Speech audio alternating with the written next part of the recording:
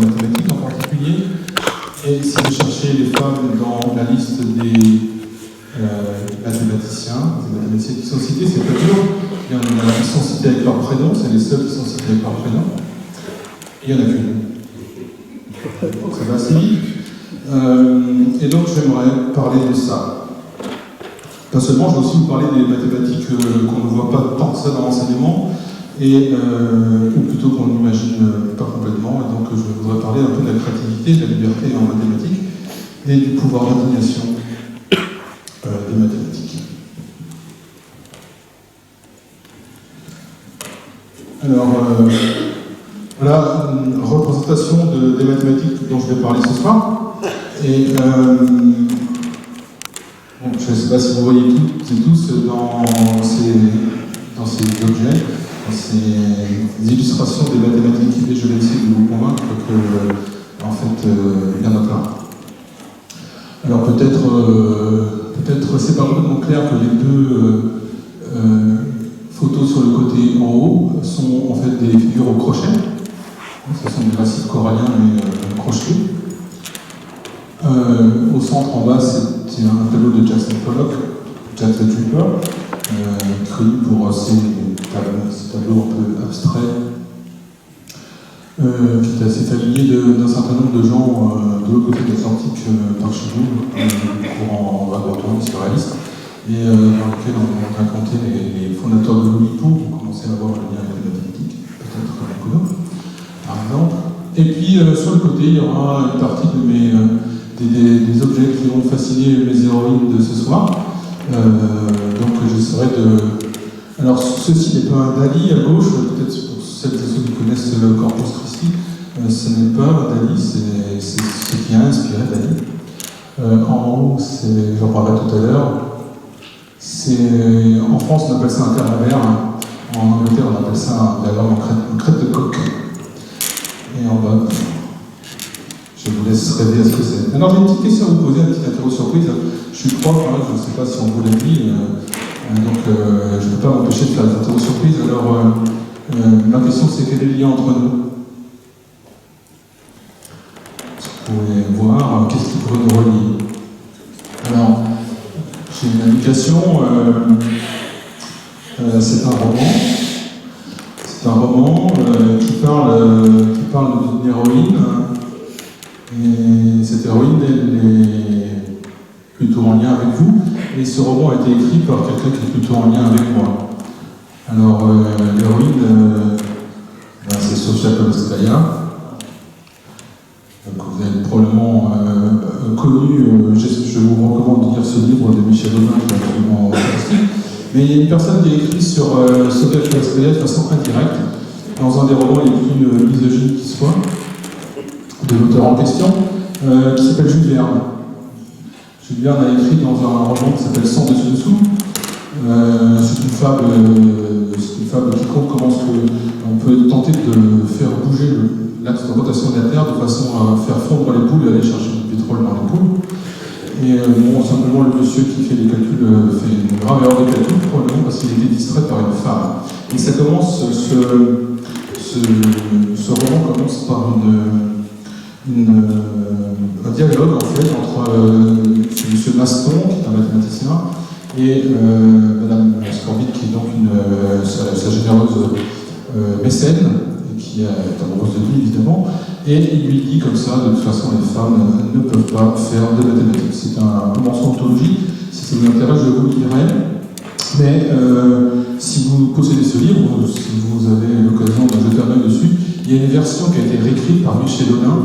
Voici ce que Jules Verne aurait pu écrire, et je vous conseille de lire plutôt ce que Jules Verne aurait pu écrire sur Sofia Kovalskaya plutôt que ce qu'il a écrit.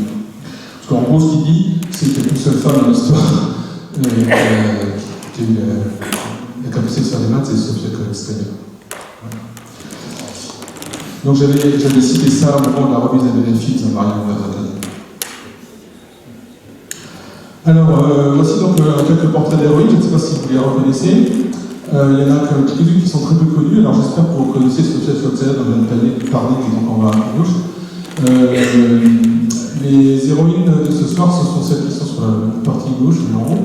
Et puis j'ai lu Catherine Johnson, Catherine Coleman Global Johnson, du nom de ses deux maris, qui est encore vivante, hein, qui est une des héroïnes du film Hidden Figures, c'est des figures de l'ombre, hein, qui parlent des personnes qui ont calculé les trajectoires des astronautes américains, et en particulier Catherine Johnson, qui a fait des calculs d'Apollo 11, et dont il est raconté que l'astronaute John Glenn, quand il a accepté de monter, malgré toutes les petites fuites qu'il y avait, malgré tous les cathéters qui étaient en train de rompre, malgré tous les bruits bizarres de la fusée, il a demandé j'aimerais bien que les calculs soient vérifiés par Madame Johnson. C'est ce film qui est absolument fabuleux qu'il faut avoir vu, je pense. Et qui parle donc des calculatrices noires. Les calculatrices noires sont des femmes noires qui calculent. Et passer leur journée à faire des calculs de géométrie analytique. Alors, à l'heure actuelle, je pense qu'on ne pourrait plus faire ça parce qu'il n'y a plus de géométrie analytique nulle part qui est enseignée. Et par conséquent, on n'aura jamais des gens qui seront suffisamment compétents pour faire des calculs de géométrie analytique. Donc je doute qu'un jour on est sur Mars.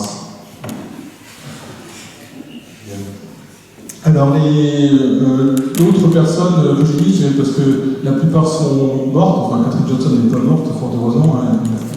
Elle est née en 1918, donc elle a 101 ans. Pardon ? Je pas entendu. Je disais 102. 102, je crois pas, je crois qu'elle est en août. 26 août 1918. Objectivement, en termes de probabilité, pour ceux qui aiment ça, j'avais plus de chances d'avoir raison. Mais bon, on s'en fout un peu. Donc, 101 ans. Donc, une plus jeune ici, c'est Maria Wasowska, qui est la personne qui a démontré la conjecture de Kepler en dimension 8 et 24 sur les empilements de sphères. Donc, cette dame optimise les empilements d'orange, vous voyez, mais des oranges qui sont de dimension 8 et de dimension 24. Voilà. C'est une jeune ukrainienne qui est encore faisable, enfin, moi je l'espère. Nous verrons bien. Alors ensuite, qu'est-ce qu'il y a d'autre? Donc elle est en 84, hein, donc bon, on peut espérer. Les trois autres personnes, donc, on va faire connaissance petit à petit avec elles, donc je ne vais pas vous les présenter tout de suite. Si vous avez... Quelqu'un les a reconnus? Il n'y a pas Madame Lelon. Pardon? Madame Lelon n'est pas là. Madame Lelon n'est pas là, non. Je suis désolé. C'est pas un excusé local. Il y a une Italienne et une Britannique et une Irlandaise.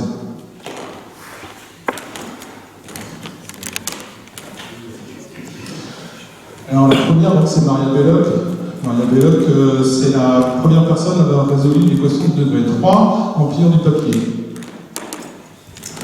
Et voici le pli qu'elle a accompli, ceci s'appelle donc le pli de Belloc, j'y reviendrai tout à l'heure. Donc Margarita Piazzolla Belloc, qui est née en 79 et qui est morte en 76, est italienne, c'est une élève de Castelnuovo, c'est donc un géomètre. Castelnuovo est un des leaders de la géométrie géologique italienne au moment de la montée du fascisme. Et les écrits de Belloc ont été perdus, probablement éteints avec la montée du fascisme. Et j'avais traduit et retrouvé de façon un peu miraculeuse assez récemment. Et donc c'est cette histoire que j'aimerais vous raconter. Mais avant ça, j'aimerais vous parler de ce qu'elle a fait. Donc elle a résolu une équation de développement, c'est peut-être pas votre principal souci quand vous levez le matin, de résoudre l'équation de degré 3. Mais pour certains, ça l'a été, et ça a été pendant assez longtemps en fait.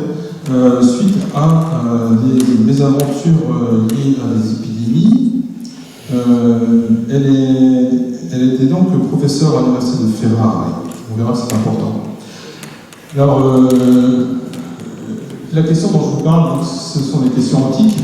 Et les questions antiques se posent finalement, donc à gauche, vous reconnaissez peut-être l'hypothèse d'Alexandrie, se pose à partir de questions comme par exemple, est-ce que tout est nombre?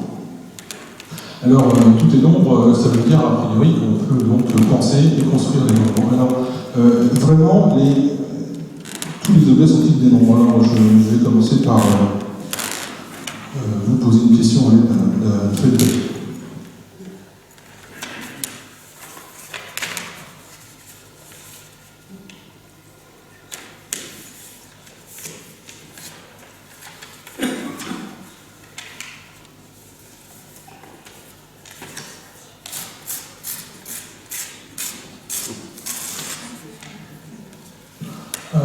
Parmi les choses qu'on fait encore à l'école, je crois, c'est de construire des carrés à partir de rectangles.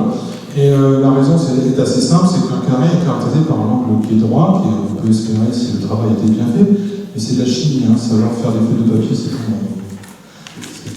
la qualité première. Et puis, comme je les ai pliés l'une sur l'autre, les côtés sont de la même longueur, donc ceci est un carré. La question que je pose, c'est est-ce que le truc est au milieu là? C'est un endroit. Alors ça, c'est une question qui est ressortie au cours de terminale cette année. Alors je vais définir le nom comme étant le rapport entre ce pli et le côté du carré. D'accord? Si c'était un nombre, ça veut dire que je pourrais le mesurer. Je pourrais le mesurer et mesurer en même temps, moi je l'espère, le côté du carré. Autrement dit, je devrais pouvoir trouver deux nombres entiers, si possible, qui permettent de les mesurer, moyennant une unité de mesure qui soit raisonnable. Alors je prétends que ce n'est pas possible et je vais vous montrer avec ce pliage. Donc je vais présupposer que le côté de ce carré, donc ici la face supérieure, et la diagonale de ce carré sont des nombres entiers. Et je vais tout simplement plier en losange ici.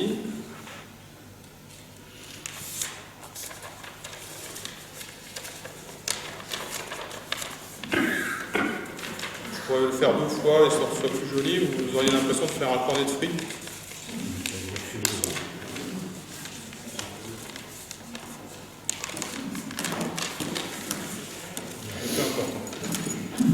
Oui, je ne fais que replier le côté ici, je vais replier sur la diagonale, d'accord? Donc si vous voulez avoir votre cornet de frites, ça fait comme ça. Alors, donc je vous rappelle que j'ai fait l'hypothèse que ces deux nombres étaient entiers, donc à la fois la diagonale et le côté du carré. Et comme je replie le côté du carré sur la diagonale, c'est donc que je viens ici de créer un nombre qui est un nombre entier qui est le côté du carré. Et donc ce qui manque ici, c'est ce qui manque pour compléter la diagonale, c'est donc aussi un nombre entier. Et puis maintenant, ce triangle ici, c'est un triangle rectangle isocèle, en fait il est semblable au triangle du pain. Donc ce côté-là est aussi un nombre entier, forcément, puisque ce triangle est isocèle. Les angles sont 90 degrés, 45 degrés, 45 degrés, pour ceux qui parlent encore en degrés, puis sur 2, puis sur 4, puis sur 4, comme les autres. Et donc, ce côté-là est un nombre entier. Du coup, en dépliant de mon côté, vous voyez que ça veut dire que puisque l'ensemble est un nombre entier, chacun des morceaux sont des nombres entiers. Donc, en particulier, ce qui reste ici est un nombre entier.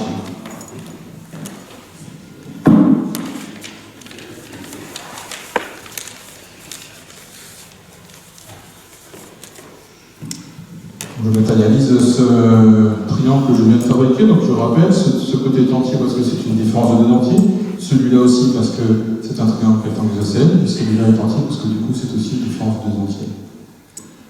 Donc à partir de ce que j'avais tout à l'heure, je viens de faire exactement la même figure avec un triangle rectangle isocèle, donc la diagonale d'un carré ici, avec deux entiers plus petits. Et donc si je pars d'un entier, n'importe lequel, par exemple 10 et 4, ben, je vais obtenir des nombres qui sont plus petits. Le plus grand des deux, en tant que soit plus petit. Par exemple, 6 et 2. Puis je peux recommencer 5 et 1. Vous voyez que ça commence à bloquer 5 et 1, je suis déjà le plus diminué. Je ne peux pas faire ça.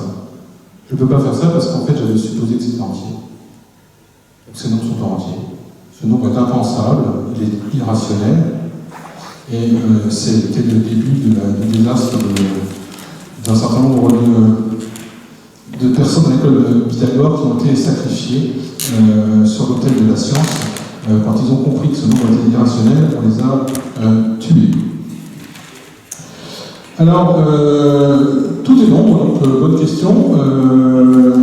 les Grecs se sont posé la question, bon, c'est pas si grave que ça, finalement ils ont fini par faire la paix, enfin Nicolas il est mort, hein, mais ils ont fini par faire la paix, et ils se sont demandé, voilà, est-ce qu'on peut obtenir à peu près n'importe quoi avec des mesures, et donc plutôt de s'énerver sur ce ratio 2, ils se sont énervés après sur un cercle, ça semble plus raisonnable, et ils se sont demandé si le cercle était mesurable. Et donc ils ont tenté ce qu'on appelle faire la quadrature du cercle, c'est-à-dire de découper en petits morceaux pour le ramener des carrés. Et puis après, il y a eu une épidémie, et puis du coup, la Pythie a demandé au peuple de simplement doubler l'hôtel d'Apollon. L'hôtel d'Apollon était un hôtel parfaitement cubique, élégamment choisi, de façon que toutes ces arêtes soient de même côté, de même longueur, et ils ont demandé de doubler eh bien cet hôtel. Alors, le peuple a été un peu affolé en se demandant comment ils allaient faire, donc ils étaient voir Platon. Platon leur a dit je ne crois pas en fait que ce soit possible, mais d'ailleurs, je pense plutôt que ce qu'a voulu dire la Pythie, c'est plutôt que vous avez oublié d'apprendre la géométrie. Je crois que nous aussi, nous sommes en train d'oublier d'apprendre la géométrie, et donc ça fait partie des choses importantes que Platon a voulu transmettre. Il a transmis d'autres choses que j'aimerais vous conter aussi dans certains de ses écrits, dans la République. Il dit, il a un argument assez amusant pour expliquer qu'il faut de l'instruction. Il dit, demandons-nous la même chose aux chiens et aux chiennes lors de la chasse. Alors, le tyran à qui il s'adresse répond oui, bien sûr qu'on demande la même chose aux chiens et aux chiennes, il n'y a pas de raison que les chiennes ne fassent rien. Alors, il dit, du coup, si nous demandons la même chose aux femelles et aux mâles, si on veut demander la même chose finalement aux femmes et aux hommes, alors il faut les instruire pareillement. C'est quelque chose qui s'est un peu perdu. Hein. Je ne sais pas de quand date le moment où on a décidé que les femmes étaient inaptes à la science. Moi, personnellement, j'en ai contre Rousseau. Je ne sais pas s'il y a des rousseauistes parmi nous, mais j'ai toujours du mal avec Émile. Bref. Pour terminer ma fable, puisque je vous ai suggéré de réécrire Jules Verne, je vous propose de réécrire la fable de la Pythie, version Platon. Je vous propose de dire une chose suivante. La Pythie, en fait, connaissait la réponse à la question qu'elle a posée. Elle savait parfaitement qu'il fallait comment faire, simplement, elle ne l'a pas dit. Et elle a voulu attendre que l'humanité prenne son temps pour comprendre. Alors, combien de temps ça a pris ? Eh bien, ça a pris le temps qu'il a fallu pour qu'on fasse de l'organisme. Vous voyez qu'on a quand même fait presque 2000 ans.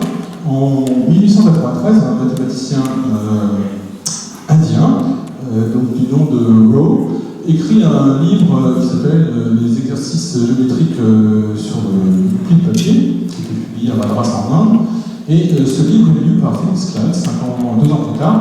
Et Felix Klein, à l'apogée de son rayonnement, il est à Tübingen, et il écrit sur ce mathématicien indien, et il dit que c'est quand même très intéressant ce qu'il a fait, et que c'est très drôle. Alors, pour vous montrer pourquoi c'est drôle, voici un coup de papier, vous verrez peut-être mieux s'il est déjà fait en haut. Donc vous voyez, c'est tout simplement un papier qu'on a pris plusieurs fois l'un sur l'autre en milieu. Hein. Alors si on contemplait alors, ce que les instituteurs de mon temps appelaient le losange, c'est-à-dire que c'est un carré en fait, mais il est point en bas. Vous voyez, il y a un vrai point en bas sur le... Je vais tenter d'utiliser... non, ça va pas marcher. Ça ne marchera pas. Bref, là, il y a le point en bas. Il coupe tous les carrés du milieu en deux, en fait. Chacun des deux est coupé en deux. Ça veut donc dire qu'il représente la moitié de la surface. Donc le losange, le carré qui est coupé, qui est orienté sur la pointe, eh bien, il représente la moitié de la surface du carré. Et donc ce qu'il a laissé à l'extérieur de lui, c'est la moitié aussi. Donc ce qu'il y a à l'extérieur, c'est la moitié. Alors maintenant, je regarde sur la figure de gauche le carré qui est point en bas, et je fais le même dessin avec un carré qui revient, cette fois-ci, les axes parallèles. Et bien pour la même raison, ce carré représente la moitié en surface du carré point en bas. Et donc ce qu'il a laissé à l'extérieur, c'est aussi la moitié. Et comme c'est la moitié de la moitié, c'est un quart. Et puis si je regarde celui à l'intérieur, qui est de nouveau point en bas, il laisse monter d'un quart, d'un huitième, et puis je vais continuer à plier jusqu'à ce que l'or s'en suive. Et donc je viens de démontrer que la moitié, plus le quart, plus le huitième, plus le septième, plus etc., ça fait la totalité, ça fait 1. Donc ceci est une démonstration du fait que la série géométrique de raison de Newton en est 1. Donc Félix Hack trouve ça très drôle, et donc il a fait de la publicité, et son livre a été traduit en anglais, et du coup il y a un engouement pour ça. Ça a du coup été lu par un certain nombre de gens aux États-Unis, puis par cette Italienne, Maria Belloc, qui construit une machine cubique de 2 par pliage en 1934. En 1934, c'est en plein milieu de la montée du fascisme, et ces travaux sont oubliés.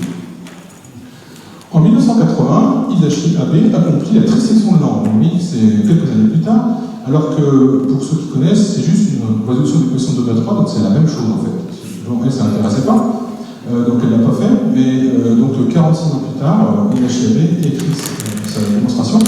Et d'abord plus tard, Miklos Kreskovic accomplit la quadrature du cercle. Alors, pour ceux qui s'en émouvraient, il n'accomplit pas la quadrature du cercle comme vous pouvez imaginer que les Grecs l'exigeaient. Il découpe vraiment avec une paire de ciseaux et il refait un puzzle, mais avec un nombre fini d'éléments dans le puzzle. Il en a juste beaucoup. Et c'est très dur à imaginer ce qu'il a fait. Il a juste fait, donc c'est un vrai puzzle, c'est faisable, hein. C'est faisable si on est vraiment motivé. Et on peut donc fabriquer un cercle à partir d'un carré et réciproquement. Donc pour reprendre l'histoire, Koumiaki Ozita est un physicien, un mathématicien italo-japonais, donc qui a émigré du Japon vers l'Italie, et également artiste d'origami, et il arrive à Padoue. Padoue, une des grandes universités italiennes, notamment qui a abrité la célèbre Elena Piscopia, c'est vous Elena Piscopia, première femme docteur dans l'histoire de l'humanité. C'est l'université de Padoue qui lui a donné le titre docteur.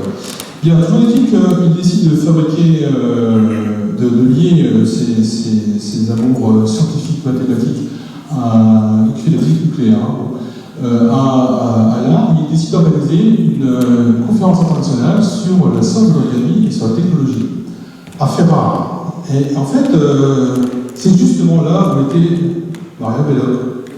Et du coup, les gens qui organisaient la conférence ont dit, bah tiens, on doit avoir des vieux trucs dans les archives, ça me dit quelque chose. Et c'est comme ça qu'ils tombent sur les travaux de Belloc.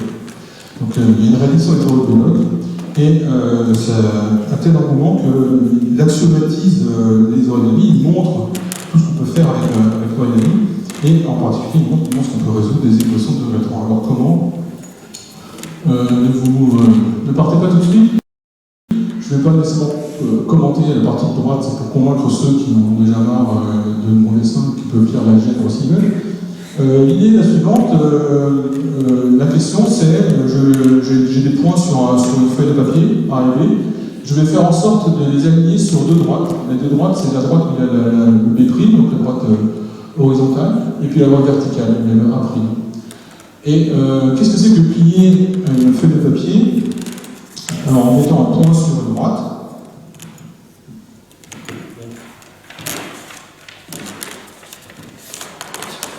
Par exemple, ce point-là. Bien. Le pli qui est créé, qui correspond au pli, va être finalement ce pli va être à la même distance du point de pliage et de la droite sur laquelle on a plié, et ça fabrique une tangente et une parabole. Et quand on arrive à faire la même chose simultanément sur 2 paraboles, eh bien on trouve une tangente commune à 2 paraboles. Cette tangente commune, elle satisfait l'équation de degré 3. Et si vous avez été malin, l'équation de degré 3 que vous avez fait résoudre à ce pliage, eh bien c'est celle qui vous intéressait. Alors ici, les calculs sont assez élémentaires, mais pas nécessairement faciles à raconter si vous n'êtes pas trop mathématisé. Alors je vais juste vous demander de me faire confiance. Le pli de A sur la droite de x égale 1, c'est la première équation. De B sur la droite y égale 2, c'est la deuxième équation. J'ai écrit les équations des tangentes pour ceux que ça amuse, et puis j'ai résolu et j'ai trouvé que le point sur l'axe vertical, il y a l'abscisse racine cubique de 2. Et donc j'ai construit racine cubique de 2. Enfin j'ai Maria Belloc. Ceci donc c'est le pli de Belloc.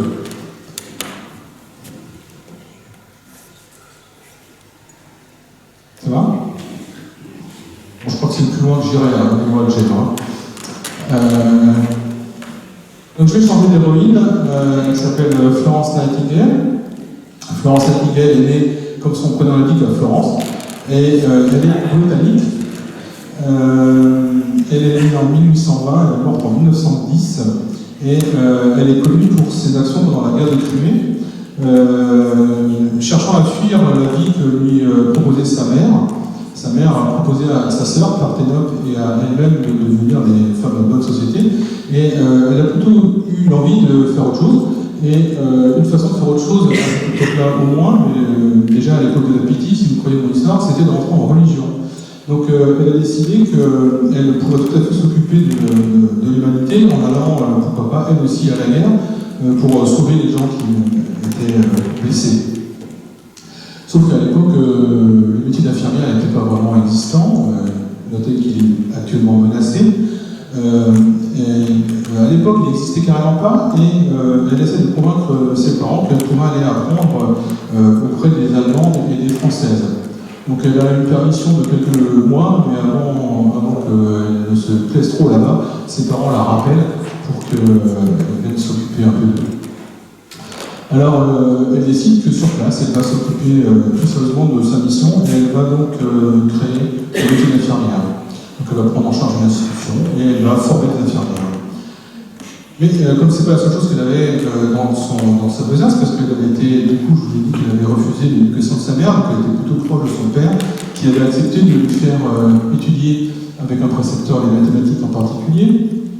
Elle décide de réfléchir un peu à ce que c'est que de ces questions-là, et elle développe les premiers outils statistiques. En fait, elle crée simultanément le métier d'infirmière et les statistiques. Alors ici, vous voyez donc un effort désespéré de cette grande dame pour expliquer à des militaires qui visiblement ne comprennent pas trop ce qu'elle leur raconte, que, bon alors là, c'est assez simple, hein, ça explique que quand il fait froid, on meurt plus que quand il fait chaud, ou des choses comme ça. Alors, ce qu'elle a donc inventé, c'est des diagrammes en crête de coq, ce qui permet du coup à la fois de convaincre des médecins militaires, des généraux, mais aussi de la reine Victoria, qu'il y a besoin d'un certain nombre de choses, comme investissement, notamment dans les hôpitaux, et elle prend comme support ce support visuel pour expliquer les statistiques. Donc, il n'y a absolument aucun chiffre, hein. Ces données sont juste visualisées, et là, donc, ce sont des diagrammes sur les causes de mortalité en Crimée, donc de avril 1854 à mars 1855. Donc c'est elle qui invente le diagramme en camembert et qui applique donc des questions statistiques ici à la santé. Alors, dans les choses qu'elle a, par exemple, dites, qui semblent évidentes, quand vous réfléchissez, on meurt plus souvent à l'hôpital que chez soi. Du coup, c'est pas bien d'aller à l'hôpital. Voilà. Donc, évidemment, il y a un biais, c'est si on va à l'hôpital, c'est que, ben oui, on va pas bien. Donc, c'est plus, du coup, on meurt plus souvent quand on va à l'hôpital, mais c'est pas nécessairement parce que l'hôpital est là pour vous achever. Donc voilà, ce genre de choses qu'elle a tenté de faire réfléchir, y compris la reine Victoria. Et donc elle a tellement eu de succès que c'est la deuxième femme la plus connue après la reine Victoria à cette époque-là.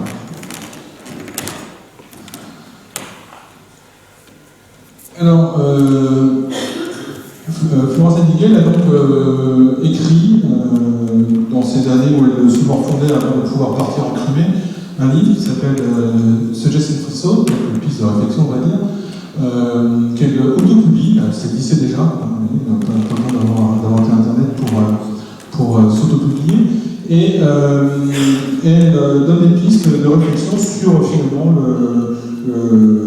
plein de choses, hein, mais en particulier des pistes sur l'éducation des jeunes femmes. Et pour illustrer son propos, qui n'a rien à voir avec ce qu'elle a écrit, parce qu'évidemment, ce n'étaient pas les questions qu'elle se posait, hein, mais juste pour illustrer un peu les questions qu'on peut se poser, qui marient les statistiques et la question des femmes, dans, par exemple, le supérieur, ça pourrait être en sciences ou ailleurs. Vous voyez, il y a l'université, je ne sais pas, moi, je ne vais pas avoir de parler de Toulouse, je vais parler de Nantes. Donc l'Université de Nantes recrute suivant plusieurs filières, et dans une de ces filières très sélectives se présentent 1000 jeunes femmes et 100 hommes, et le taux de succès est de 10% pour les femmes et de 2% pour les hommes. C'est comme ça, la filière est très sélective. Et puis à côté de ça, il y a une autre beaucoup moins sélective, dans laquelle se présentent 100 jeunes femmes et 1000 hommes, et le taux de succès est cette fois-ci de 80% pour les femmes et de 50% pour les hommes. La question, on peut se poser à la lecture de ces données chiffrées particulièrement alarmantes, c'est est-ce qu'il y a une politique de l'université visiblement de favoriser les femmes? Et la réponse est non.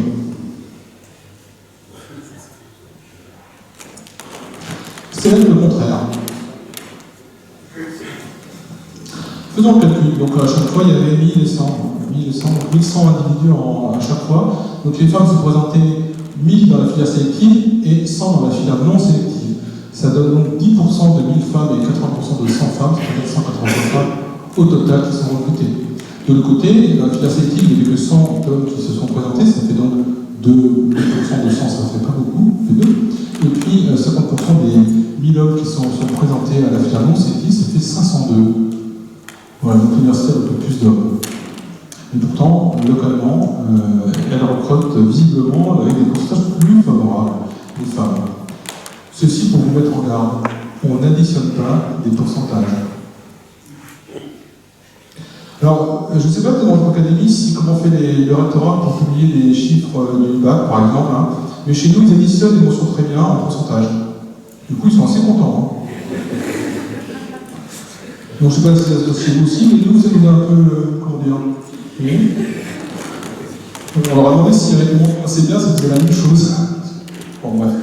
Donc, donc il y a beaucoup de gens qui sont tentés pour additionner les pourcentages et qui sont même tentés par remplacer le pourcentage par le point. Oui, de quoi je parlais. Alors du coup, si vous remplacez le pourcentage par le point, c'est vachement bien parce que du coup, on ne sait vraiment pas du tout de quoi on parle. Hein, parce que dans le pourcentage, on se dit bien quelque part qu'il y a un rapport entre deux quantités, un truc qui est sélectionné, puis un autre qui est un tout. Le point, c'est rien. D'ailleurs, le point, il n'y a pas d'unité. Hein. Et ça peut se dire à mes camarades physiciens. Un objet qui n'a pas d'unité, c'est quelque chose de particulièrement, comment dire, dont il faut se méfier. Alors, je vous donne un autre exemple d'application des statistiques, cette fois-ci recrutement, mais le recrutement dans les relations humaines. Ça marche aussi, vous pouvez remplacer le mot directrice des relations humaines par vous, et puis les secrétaires que vous voulez recruter par les appartements que vous êtes en train de visiter, en centre-ville par exemple, un endroit où ça va assez vite. Donc l'idée c'est, ça défile devant vos yeux, vous devez dire oui ou non. Ça peut être pareil avec un jeu, vous dites je prends ou je laisse. Vous voyez, vous n'avez pas tellement le temps de réfléchir, mais vous êtes toujours capable de dire au moins si c'est mieux que ce que vous aviez avant, sans pouvoir prédire le futur, ou pour moi constater que ce qui s'est passé avant, c'est mieux ou c'est moins bien que ce qui est en train de se passer à l'heure actuelle. Donc chaque audition vous permet de dire oui, le candidat qui est là, non, il y avait quand même plein de gens qui étaient mieux avant lui, ou alors non, c'est vraiment le meilleur de ce que j'ai vu jusque-là. La question c'est que faire pour bien recruter. Alors la stratégie est la suivante, on ne recrute que quelqu'un si on tombe sur un candidat qui est meilleur que le précédent, oui, parce qu'en fait on recherche pas le meilleur.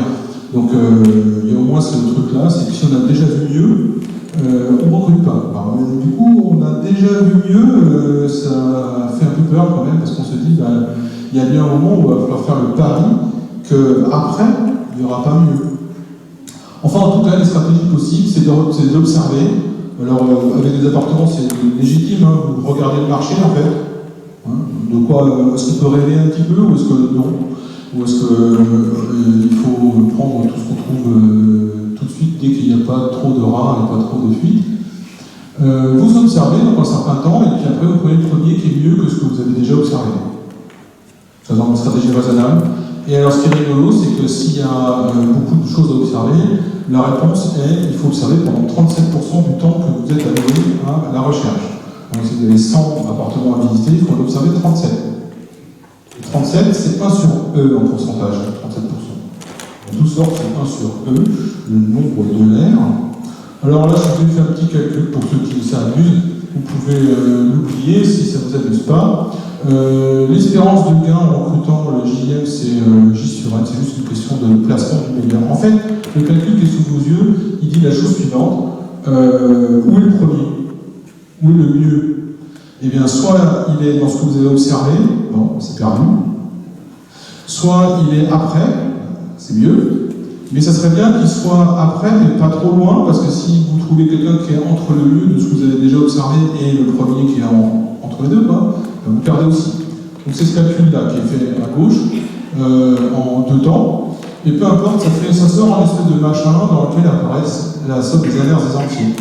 Et cette capacité à observer est bonne tant que la quantité qui est la somme des entiers ici est une fonction croissante. Et il se trouve qu'elle est croissante jusqu'à 1 sur 2. Enfin, à un moment où cette somme est 1 sur 2. Je lis simplement que quelqu'un veut vraiment que j'explique les sommes qui sont là. Je peux revenir tout à l'heure s'il y a des gens qui voudraient vraiment que j'explique. La troisième héroïne, donc, c'est Alicia Boolsted. Alicia Boole, elle porte un nom célèbre, celui de son papa, George Boole. Elle aurait pu porter le nom tout aussi célèbre de sa maman qui s'appelle Mary Everest, du nom de la personne qui a monté le premier à l'Everest, qui est monté le premier. Enfin, il n'est pas monté en fait, il a plutôt découvert tout ce que il est donné jusqu'en haut. Et ce monsieur, c'était son nom, je crois, sa maman. Oui, c'était une bêtise, donc prenez ça avec des pincettes. En tout cas, son nom, c'était ça, c'était Everest. Je vous ai dit que ce qui est marrant dans cette histoire, non, c'est pas drôle, vous allez voir, c'est pas très drôle. C'était une époque assez aventureuse sur les nouvelles médecines, et donc ils avaient décidé de traiter le mal par le mal. Voilà, c'était un mantra, hein. On a souvent des mantras, il faut mettre les enfants sur le côté, il faut les mettre sur le dos, tout genre de trucs, vous voyez. Donc là, c'était on soigne le mal par le mal. Alors il se trouve que Papa Boole, quand elle avait 5 ans, part à l'université, et puis professeur à l'université, c'est lui qui a inventé la logique binaire, c'est lui qui a inventé. Il avait prétendu avoir inventé la façon de penser. C'est pas rien. Donc c'était un grand penseur, un grand autodidacte, mais un grand penseur. Et donc il va à l'université, et bon, il habitait dans des contrées reculées du nord, on va dire dans les îles britanniques, vous voyez, où il pleut parfois. Hein. Et donc il se prend une grosse saucée pour aller à l'université. Et puis du coup il reste trempé pendant toute la journée, il fait cours, parce que quand on est prof, on fait cours dans toutes les conditions, même s'il y a des CRS pour faire passer le bac, ça fait cours. Et il rentre chez lui. Bon, mais simplement, comme on dit, il a attrapé la mort. Donc ça va pas bien du tout, il a très froid, et il va pas bien. Donc, maman Boole, la maîtresse, décide de traiter le mal par le mal. Donc qu'est-ce qu'elle fait? Elle le met dans une baignoire, elle prend des glaçons, et elle l'arrose de glaçons. Après quelques minutes de ce traitement, M. Boole ne va pas mieux, en fait, et elle décide de tout mettre dans des couvertures sur son lit. Il en mourra de toute façon le lendemain matin, il ne se réveillera pas, et maman Boole et donc les enfants Boole, qui sont 5 sœurs, sont orphelines à l'époque où Alicia Boole avait 5 ans. Voilà, une triste histoire quand même. Donc Madame Boole emmène ses filles dans des salons pour tenter de trouver de quoi survivre. Et c'est là que Alicia Boole est confrontée pour la première fois à des objets de géométrie. C'est la fin du XIXe siècle. Vous savez que c'est le moment où on a découvert les géométries non euclidiennes. Donc il y a des gens qui commencent à dire Euclide c'est mal. C'est pas Dieu qui a inventé ça, il y a des gens qui ont dit Euclide c'est mal avant. Donc on dit il y a plein de choses qui ressemblent à la géométrie soi-disant d'Euclide qui ne sont pas de géométrie euclidienne. Par exemple, on a découvert une orange. Vous voyez, une orange, c'est un truc qu'on n'avait jamais vu avant. On s'est dit, ça c'est marrant, la façon de regarder la longueur de l'orange et les angles sur l'orange, c'est pas du tout comme sur un plancher. Un truc il a quand même fait attendre plusieurs millénaires pour s'en rendre compte. Et mais plus frappant, il arrive que des gens s'intéressent, là je pense que tous les gens qui font de la danse le savent déjà, au French Cancan, par exemple, à des choses qui ondulent un peu, qui ont beaucoup plus de matière que par terre. Vous ne pouvez pas aplatir une robe au French Cancan par terre, si vous avez déjà fait un peu de couture. En fait, ça fait partie des choses un peu difficiles. Il faut de l'espace pour pouvoir faire la couture, parce qu'en général, ça prend beaucoup plus de place que quand c'est plié. Hein. Et donc, les géométries non euclidiennes apparaissent et les gens commencent à rêver la quatrième dimension. Alors évidemment, les gens ne savent pas ce que c'est, mais c'est pas grave, tout le monde en rêve, et puis donc il y a plein de gens qui passent dans la quatrième dimension. Donc il y en a qui font des magiques, hop, je passe dans la quatrième dimension et je t'arrête, ou je te pique 100 balles, etc. Donc il y a plein de façons d'utiliser la quatrième dimension. Alors au départ, c'est plutôt des charlatans. Et après, il y a un certain nombre de gens un peu sérieux qui s'inquiètent de ça, et donc il y a en particulier Madame Boule qui se demande, mais qu'est-ce que c'est donc un objet de dimension 4, comment je vais pouvoir le représenter? Alors elle répond à la question suivante, un cube, ça appartient à un patron, mais ça peut aussi se voir comme un machin qui émerge, vous voyez, de la table, et si vous regardez le triangle orange, le triangle vert qui apparaît là, c'est pas tout un triangle. Vous voulez que je le refasse? Je ne sais pas si je peux facilement. Oui, c'est un triangle, la coupe, puis ça va devenir un hexagone, et ça va devenir un triangle. Et donc cette tranche de cube, c'est pas un carré du tout. Vous voyez, quand on se dit je vais faire des tranches de cubes, vous prenez un apéricube par exemple pour l'apéritif, vous découpez en tranches, après vous faites des carrés. Ben non, vous n'êtes pas très inventif, parce que vous voyez, vous pouvez faire des trucs super rigolos, dont, et ça c'est en général, c'est une mal à le voir, un hexagone. Voilà. Donc, comme c'était une femme des apéricubes, Madame Boule, vu les glaçons sont en bas, on va sensibiliser à sa la question, elle s'est dit, tiens, si je prenais un objet de dimension 4, comment est-ce que je le verrais apparaître dans ma tranche de dimension 3? Je ne sais pas si c'est très clair ce que je raconte. Donc, imaginez que vous soyez un objet, un individu de dimension 2, donc c'est la table qui est là, vous vivez sur une table, d'accord, et puis il y a quelqu'un qui place un objet comme ça. Qu'est-ce que vous voyez? Vous voyez finalement l'ombre d'un objet, et donc suivant la façon dont c'est projeté, par exemple ici, vous voyez, vous pouvez voir quelque chose qui ressemble un peu à un rectangle, mais vous pouvez, je vais tenter de me faire de bêtises, voir un cercle. Et donc la question c'est comment est-ce qu'on voit les objets en projection. Alors, par exemple, je prétends que ce triangle, pour ceux qui ont fait de la géométrie un petit peu, c'est un triangle équilatéral. Vous savez ce que veut dire équilatéral? C'est-à-dire que tous les côtés ont la même longueur. On a n'importe quoi. Et là, je vous le prouve.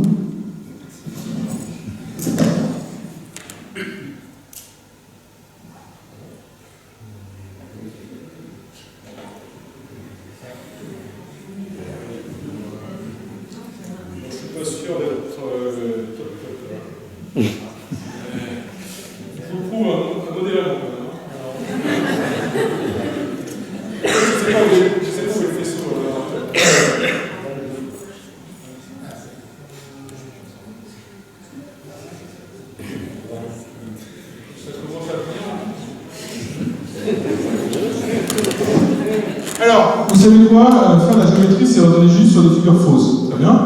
Alors, je vais vous annoncer un théorème, c'est possible.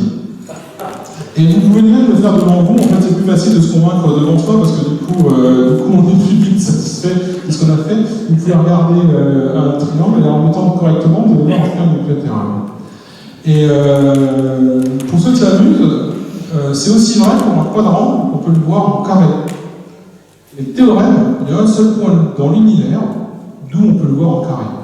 Enfin, si ça se trouve, il n'est pas ici, il est sur Vega ou sur Mars. Comme je vous l'ai dit tout à l'heure, on a beaucoup de chance qu'on arrive sur Mars, et ça va être un peu dur. Mais c'est possible. Ça, c'est un très joli théorème de géométrie projective. Mais ça, on ne fait plus du tout. Même moi, de mon temps, à l'école, vous n'avez plus de géométrie projective. Donc, Alice Abou se pose ces questions-là, et le dessin que je vous ai montré tout à l'heure, je vous reviens en arrière, je ne vais pas présenter. À gauche, c'est un patron d'hypercube. Donc cet objet, c'est en fait un cube de dimension 4 dont elle a fait un patron en dimension 3. Donc c'est l'équivalent d'un patron de cube que vous mettez à plat. Vous voyez un patron de cube en dimension 2 que vous refermez pour faire une boîte, c'est l'objet que je vous montrais tout à l'heure. Et bien ça c'est la même chose, il faut juste le refermer en dimension 4. Vous voyez, c'est ça. Donc je vous laisse 5 minutes pour le faire. Donc le principe général, comme tous les cubes qui se referment, c'est tout simplement de prendre le cube qui est en bas et d'imaginer qu'il va aller se coller. En fait, tous les cubes se collent côté adjacent par côté adjacent, en fait, en fermant. Est-ce que je peux au moins accéder à celui. Je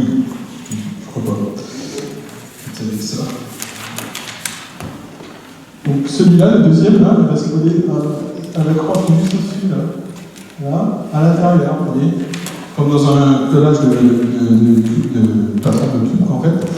Et donc ça va se coller côté par côté, alors on peut imaginer que ça marche à peu près, puis quand on imagine qu'ils commencent à se coller tous ensemble, là, ça devient un peu difficile d'imaginer, en fait. Cet objet, ça a plusieurs noms, tesseract, octocore, hypercube. Certains disent que la sorcière Baba Yaga vit dans un objet comme ça. Tout des Russes. Donc bref, voilà l'objet, et c'est donc elle qui a fait ça. Alors ce qui est assez amusant, c'est qu'elle a fait la liste de tous les poulets réguliers en dimension 4, toute seule, dans sa cuisine, parce qu'après, elle n'a pas eu le droit de faire ce qu'elle avait envie de faire, et elle s'est mariée, donc elle a quand même fait un peu de maths dans son coin, elle discutait un peu avec sa sœur, qui est une pharmacienne, et sa sœur lui dit un jour, tu sais quoi, il y a des gens qui s'intéressent à ce que tu fais là, de l'autre côté de la mer en Hollande. Et donc elle commence à discuter avec des mathématiciens professionnels, et les mathématiciens professionnels se rendent compte que ses patrons sont mieux que les siens, donc ça c'est pas nécessairement si étonnant que ça, hein. Mais surtout elle a des objets que lui n'avait pas inventés. C'est-à-dire que lui, mathématicien professionnel, pensait avoir la liste complète de tous les polynèses réguliers du dimension 4, et en fait non. Donc il y avait une erreur dans sa démonstration, et deux, elle les avait tous. Donc dans sa cuisine, avec des trucs en carton. Ouais. Et donc cette dame va accéder à la célébrité, elle est devenue professeur émérite de l'université, c'est Groningue, en français, Groningue. Et un mathématicien canadien du nom de Coxeter, qui est un des fondateurs,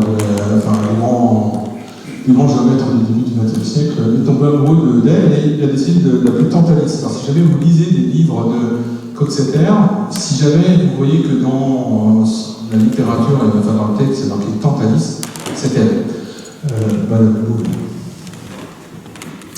Voilà. Alors, je ne vous ai pas vraiment dit ce que c'était la quatrième dimension, et j'aimerais vous dire quel est le pouvoir de créativité des mathématiques, c'est finalement de parler de choses qu'on ne fait que rêver.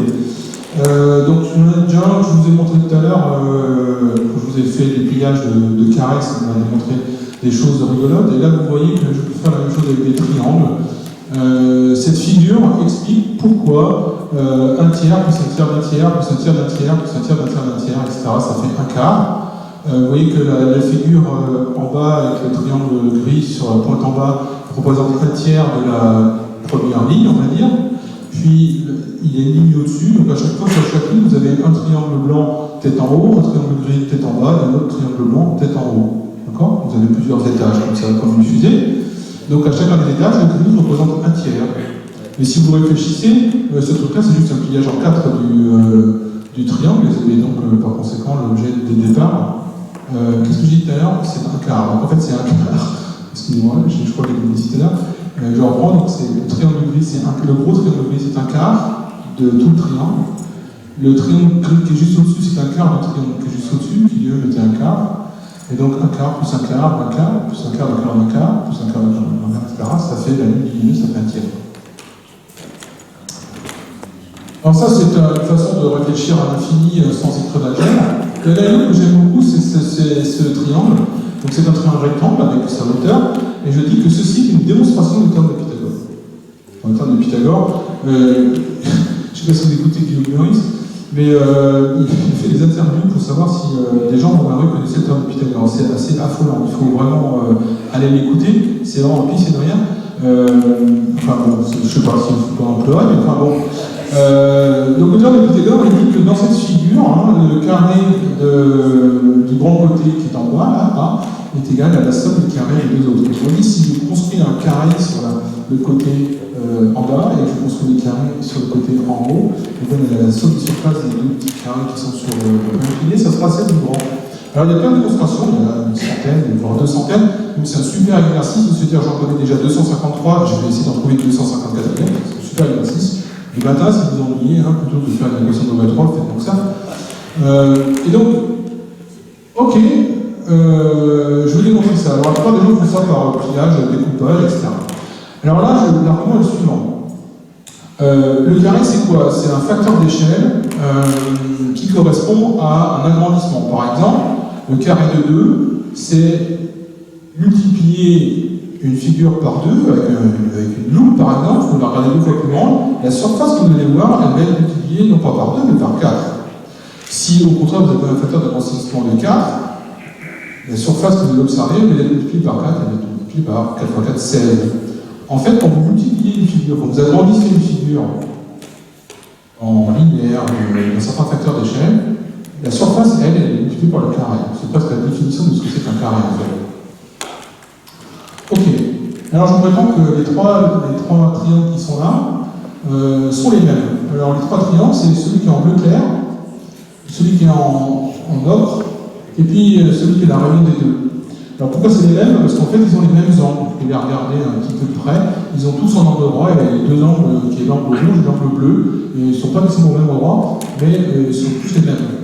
Et par conséquent, pour passer d'un triangle qui aurait comme grand côté ici un côté de longueur 1, eh bien si je passe à celui qui est en bleu, le grand côté va être là où il y a marqué C en fait. Et bien sa surface, c'est C au carré en fait. C au carré par rapport au triangle de référence dont je viens de parler. Et puis celui qui est en ocre, bah, c'est B au carré fois le triangle de référence. Et puis le dernier, c'est A au carré. Et comme visiblement le triangle se met bout à bout, c'est que A au carré égale B au carré plus C au carré. Donc ceci est une démonstration de temps de Pythagore. Et pour ceux que ça amuse, il y a des gens qui réfléchissent à partir de ça pour construire un objet très très étrange qui n'a rien à voir avec la structure un peu rigide du temps de Pythagore, mais qui s'appelle le mouvement brownien, qui modélise le hasard. Je ne vais pas vous en parler sur ça. Je termine mon laïus en parlant un peu plus des mathématiques. Je vais parler des mathématiciens, je vais parler un peu des mathématiques. J'aime beaucoup cette chose qui est en connexion donc, avec les polyèdres réguliers. C'est un modèle fabriqué par Johannes Kepler au début du XVIIe siècle. Et il dit la chose suivante: si une figure fausse s'approchait à la réalité, c'est par pure chance. Cependant, ça me fait plaisir de me souvenir combien de détours j'ai dû emprunter, le long de combien de murs j'ai dû grimper dans l'obscurité de mon ignorance, parce que je trouve la porte d'espacer la lumière de la vérité. C'est de cette façon que j'ai rêvé la vérité. Donc c'est juste avant de comprendre que les astres du système solaire circulent en ellipse avec le Soleil en un des foyers, il fait des modèles un peu incroyables. Et donc ici, ce sont des polyèdres réguliers emboîtés les uns dans les autres, avec des sphères qui entourent et qui touchent à l'intérieur les polyèdres réguliers, et les sphères correspondent aux orbites des planètes. Alors, vous savez qu'il n'y a que 5 possédés de Platon, et donc à l'époque, il n'y avait que 6 planètes, ça tombe bien. Et il avait donc décidé que les planètes faisaient ça. Et le pire, c'est que ça marche presque en termes de distance. Et il a donc commencé à faire des figures géométriques pour essayer de comprendre cette chose-là. Ça a donné d'ailleurs la loi de Titus-Bode plus tard, et c'est comme ça qu'on a trouvé la ceinture d'astéroïdes entre Mars et Jupiter, qui est une planète qui a explosé en fait et qui aurait dû être là, mais qui n'est pas là, et qui avait été prédite par ce mode, enfin par un modèle similaire à ça. Johannes Kepler est aussi connu pour avoir sauvé sa maman en procédant en sorcellerie. Je ne sais pas si ça vous est déjà arrivé ça, mais moi personnellement je trouve que c'est assez remarquable. Sachez, pour la petite histoire, qu'à l'époque il y avait à peu près 1000 sorcières pour un sorcier. Étonnant. Et il n'y en a pas beaucoup qui étaient sauvés. Alors, je voudrais revenir un peu à la question de l'enseignement des mathématiques et des mathématiques. Et donc, vous connaissez peut-être les personnages qui sont là. Donc, il y a Hypatie d'Alexandrie, il y a Grace Young. Donc, pour ceux qui sont un peu versés dans les mathématiques, vous connaissez probablement Young comme étant le monsieur qui a écrit les compléments d'un film de Taylor Young. En fait, elle était deux, et la personne qui écrivait, elle s'appelait Grace, et en fait c'était sa femme. Lise Meitner, qui a refusé de physique malgré la découverte de la fusion nucléaire. Lalina Tarman, qui est une académicienne qui vient juste d'être nommée, il y a 3 femmes académiciennes en ce moment. Voilà. En maths, hein, quand même. D'ailleurs, en tout, il y en a un peu plus. Et puis au centre, c'est Hollande de Gouges. Je l'ai mise là parce que je voulais parler un petit peu du siècle des Lumières et de dire finalement qu'est-ce qui s'est passé à ce moment-là. On a tenté de se dire qu'on pourrait répandre la bonne parole et la science un peu partout, le progrès.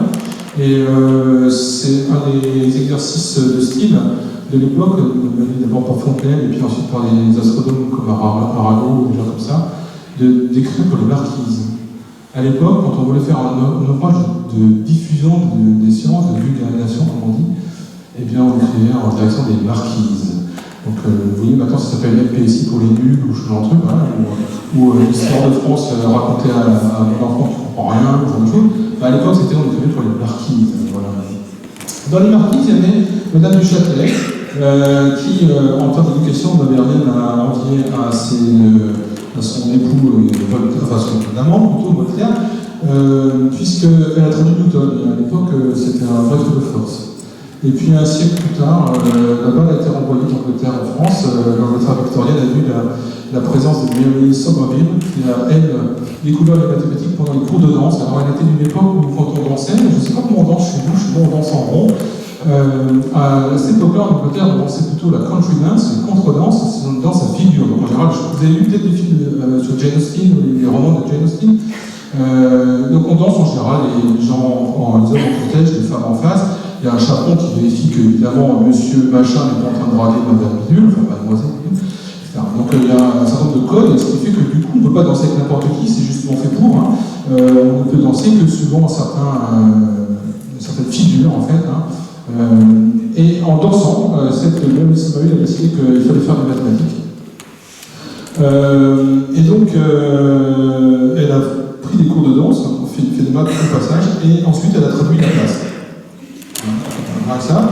Et pour ceux qui ont déjà lu la place dans le texte, c'est vraiment un tour de force, même à l'heure actuelle, d'écrire dans la place. Alors j'aimerais juste vous lire ce qu'elle dit, cette dame, à 92 ans. Oui, ça va. Parce que, je ne sais pas si vous connaissez, on attribue à Descartes et à Siméon Poisson la phrase qui n'est pas la même. La vie n'est bonne qu'à deux choses, faire des mathématiques et enseigner des mathématiques. Alors, moi je préfère, je pense la même chose, mais c'est même Somalie. J'ai 92 ans. Ma mémoire pour les événements quotidiens est faible, mais non pour les mathématiques ou les expériences scientifiques. Je suis encore capable de lire des livres d'algèbre le matin, pendant 4 à 5 heures, et même de résoudre des problèmes. J'espère être dans le même état qu'elle à cet âge-là. Voilà, même Somalie. Juste un petit clin d'œil à tous ces personnages de l'Angleterre victorienne. Donc Ada Lovelace Byron, première programmeuse de l'histoire de l'humanité. Caroline Herschel, la sœur de William Herschel, qui a cartographié le cosmos. Donc Mary Somerville, dont on vient de parler en bas à gauche. Annabella, la maman de Ada Byron. Donc le papa d'Ada Byron, c'est Lord Byron. Mais si vous avez un peu connaissance de la vie sentimentale et du comportement de M. Byron, vous comprendrez pourquoi Madame est partie assez vite. Il a collé quelques procès et est partie avec sa fille qui, du coup, a grandi loin de son poète de papa. Mais cela dit, je trouve quand même qu'avant qu'ils se fâchent beaucoup, tous les deux, là, M. Byron et Mme Isabella Milbanks, qui avait épousé essentiellement pour sa fortune. Hein. Avant qu'il sache vraiment, il avait surnommé d'un surnom que j'aime beaucoup et que je rêve qu'on ait pu attribuer, enfin bon, j'avais pas le genre qu'il fallait, et il avait surnommé la princesse des parallélogrammes. C'est trop beau, non? Princesse des parallélogrammes, j'en rêve. Voilà. Alors, donc toutes ces femmes sont un peu datées de l'époque victorienne. Hein. Dans les femmes peu connues, récentes, savez-vous qui a inventé le Wi-Fi?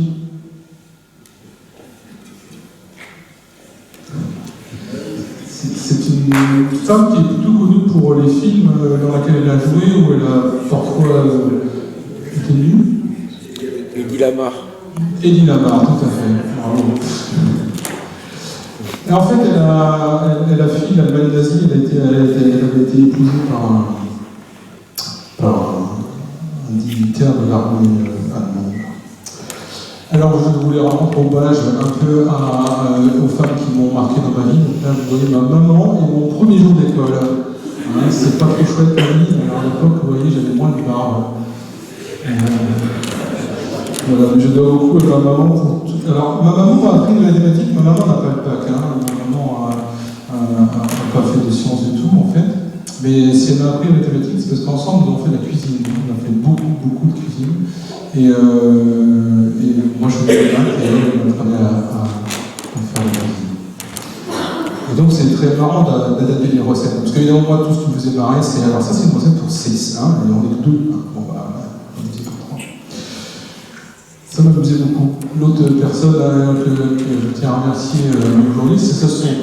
Alors, il y a une jeune femme qui est à peu près de mon âge, qui est en face de moi, et les deux autres dames sont les 2 professeurs de collège, de 5e et 3e. Avec Blo et Michel Mathieu, à qui je dois beaucoup. Et je crois vraiment que l'enseignement, c'est quelque chose d'important. J'ai pas de mots en fait pour vraiment dire à quel point il y a eu une transformation au moment où j'ai côtoyé ces dames. Il y a quelque chose de magique dans la transmission parce qu'il se passe, surtout, je trouve, en mathématiques où on a l'impression que c'est très abstrait, donc finalement il n'y a pas d'humain. En fait, c'est tellement peu humain d'apparence que finalement la personnalité du professeur joue énormément. Bon, un collégien, en général, une collégienne est très marquée par soit un rejet ou l'amour de ses enseignants. Donc ça joue beaucoup, mais c'est rare en fait qu'il y ait au passage une vision de la discipline qui soit plus que juste une compréhension, c'est aussi une façon de faire des mathématiques ou une façon de pratiquer une discipline. Et donc Michel Mathieu qui est à droite, il y en a là qui est décédé depuis, elle a vu mon appétit pour les mathématiques et puis elle aurait pu, comme d'autres enseignants ont fait avant et après, m'en donner plus en fait. C'est ce qu'on fait souvent. Toi on va te calmer, alors toi on va te calmer de montrer dans la télé, toi on va te calmer en te scotch la bouche, ça m'était arrivé au CP, toi on va te calmer, je sais pas, il y a plein de façons de calmer les gamins. Hein. Moi c'était, tu vas venir avec moi, on va faire des cours de soutien à tes camarades. Et c'était la plus grande leçon de vie que j'ai reçue, d'abord parce que je ne suis pas parvenu, en fait c'est pas parce qu'on a compris qu'on est capable de le raconter à quelqu'un en fait. Et ça donne beaucoup d'unité sur ce qu'on a vraiment compris. Et on se rend compte qu'on a en fait rien compris.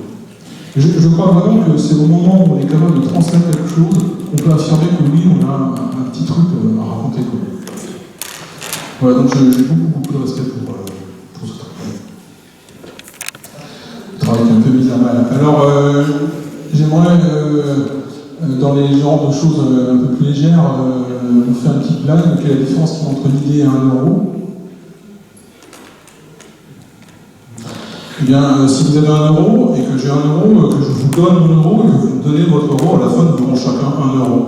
Mais si vous avez une idée et que j'ai une idée, vous me donnez votre idée, je vous donne la mienne, à la fin nous aurons chacun 2 idées. Qui plus qui au milieu. Alors moi, quand j'étais petit, je voyais plein de trucs comme ça, des plus, le petit Jésus. Enfin, pareil, il était sur une croix, moi personnellement, j'ai vu sur un plus, bon voilà, c'est comme ça. Etc. Donc, j'aime bien ça.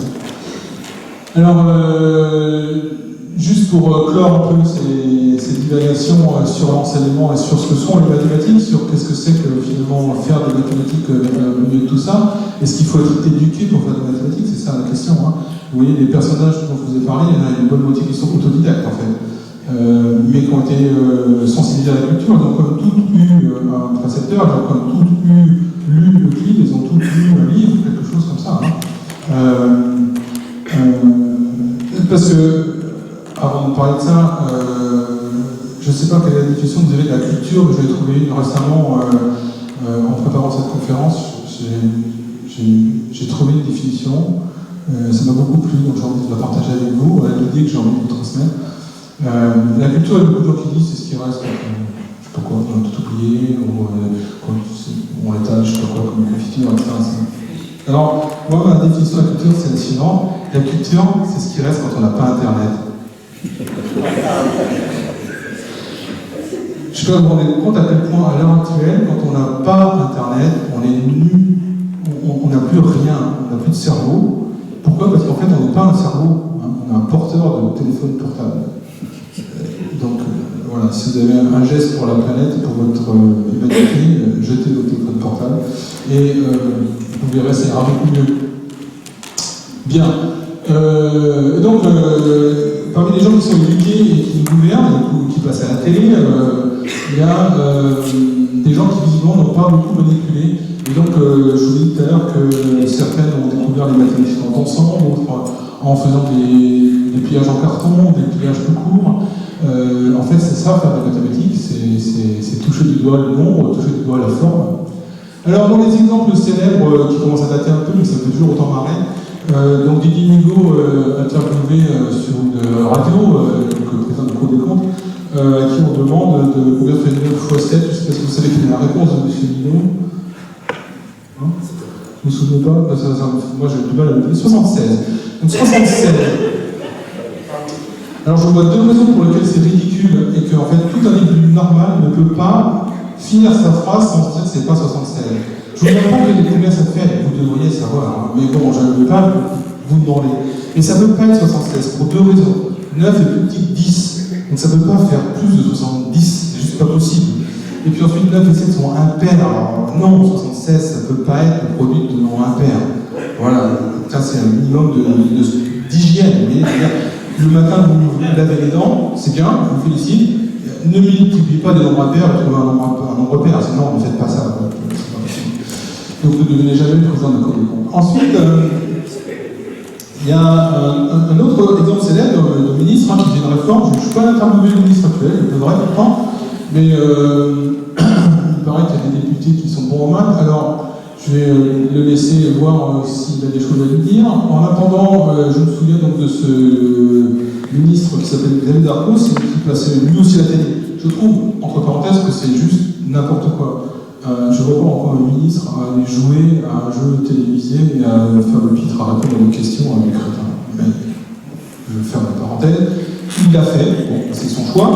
Et donc, pour expliquer qu'il fallait réformer l'école primaire, alors qu'il y avait des histoires d'imparfait, de subjonctif, je sais pas quoi, et puis il y avait des règles de droit. Alors, la question qui a été posée par le journaliste, c'était, sachant que 4 stylos valent 2,42 €, combien valent 14 stylos? Et question simple, règle de droit, patati patata. Réponse de Darcos, oh, moi la règle de droit, je n'ai jamais rien compris, expliquez-moi. Non, sans même un ministre, hein, ok, soit. Et qu'est-ce que fait le journaliste? Il regarde son papier, fait le mouvement, et il recopie les questions, et puis. Alors vous allez voir, on va faire ça ensemble, hein, on va faire ça de tête. Hein, alors, contemplons ces objets. Je vous ai dit que quand le produit de nombres impairs ne peut pas être pair. Par contre, du coup, quand il y a des nombres pairs, on les remarque. Vous voyez, il y a plein de nombres pairs. 2, 42, 4, 14. Donc plutôt que de me demander combien valent un stylo, parce que c'est ce qu'a fait la journaliste, déjà c'est ridicule. Si vous divisez ce truc-là par 4, vous allez voir que ça ne tombe pas sur un nombre payable. Donc c'est clair que les stylos ne se vendent pas un par un. C'est comme si vous allez à la pompe à essence et vous demandez le prix qui est indiqué sur le truc, le vrai prix qui est marqué 1,64328. Attendez, moi j'ai pas les 28 millièmes de centimes, ils sont où? Bon, voilà, bon. Donc là, il y a les 2000 centimes. Bon.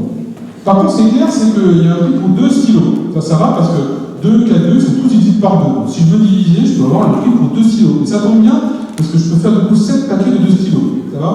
Donc je vais regarder le prix de 2 stylos. Alors pour diviser 2 4 2 par 2, vous voyez, je divise 2 par 2, 4 par 2, 2 par 2. Ça fait 1, 2, 1, 1, 2. Et maintenant, on me demande combien fait 7 paquets de 2. Il faut que je multiplie 1, 2, 1 par 7. On dit 12, 1 par 7, ça fait 84, 1, 8 €, 47. Voilà, M. Darcos. Ça se fait de tête, et je trouve incroyable, en fait, qu'il y ait tellement peu de pratique de ces questions-là. Donc ça, c'est la règle de 3. Donc, comme ministre, c'est la règle de 3, c'est sur, je ne sais pas moi, la valeur du fonds de retraite, par exemple. Comment c'est calculé?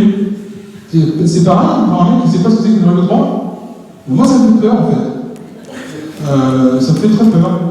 Et donc, je pense que la pratique du sens réel, du sens concret, c'est-à-dire c'est pas la question de savoir combien de milliards, parce que moi je sais pas combien ça fait 6 milliards. Hein. On me dit, les enseignants, taisez-vous, c'est un peu comme quand j'étais au CP, on m'avait mis le scotch sur la bouche, on m'avait dit, toi tu vas arrêter de parler, toi. Là, on me dit, on vous donne 500 millions. Ouais, mais 500 millions, on est combien? Et pour combien de temps? Et combien de fois? Et en fait, quand vous regardez, ça fait 3 baguettes, quoi. 3 baguettes sur le mois, en fait, ce qu'il nous a proposé. Donc voilà, on revalise nos retraites à 3 baguettes par mois. Super! Et donc, alors effectivement, quand on est beaucoup, ça fait 500 millions. Oui, beaucoup. Bref. Donc tout ça, c'est des pourcentages. Et je trouve que quand on perd le sens du réel, on ne sait plus ce qu'on fait, on ne sait plus ce qu'on dit, on ne sait plus ce qu'on calcule. Et ce que j'ai essayé de vous montrer, c'est que les gens qui ont pratiqué la danse, les gens qui ont pratiqué le patron, les gens qui ont fait la couture, ils savent faire des maths, en fait. Et ils savent faire des maths et ils n'ont pas trouvé une longueur de fil de 1 million de mètres. Vous voyez. Ah bah tiens, tu peux demander une petite bobine du supermarché, s'il te plaît, j'ai besoin d'un million de mètres. Ouais.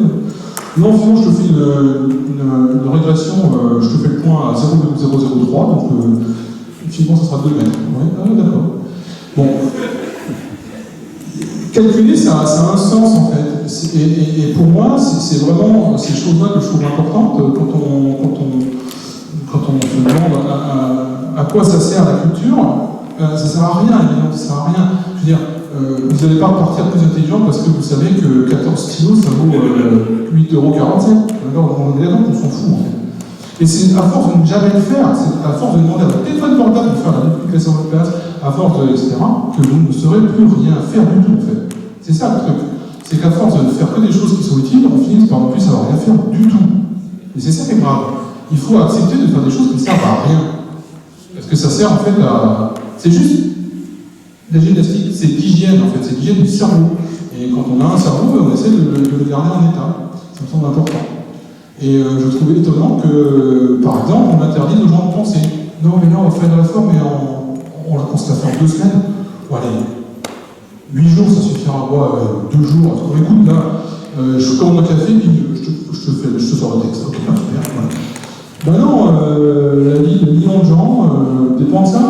C'est pareil pour des gens qui ont joué avec l'adresse, c'est pas normal qu'on laisse faire des choses à des gens qui travaillent à la nanoseconde. Vous savez qu'à l'heure actuelle, la finance travaille à la nanoseconde.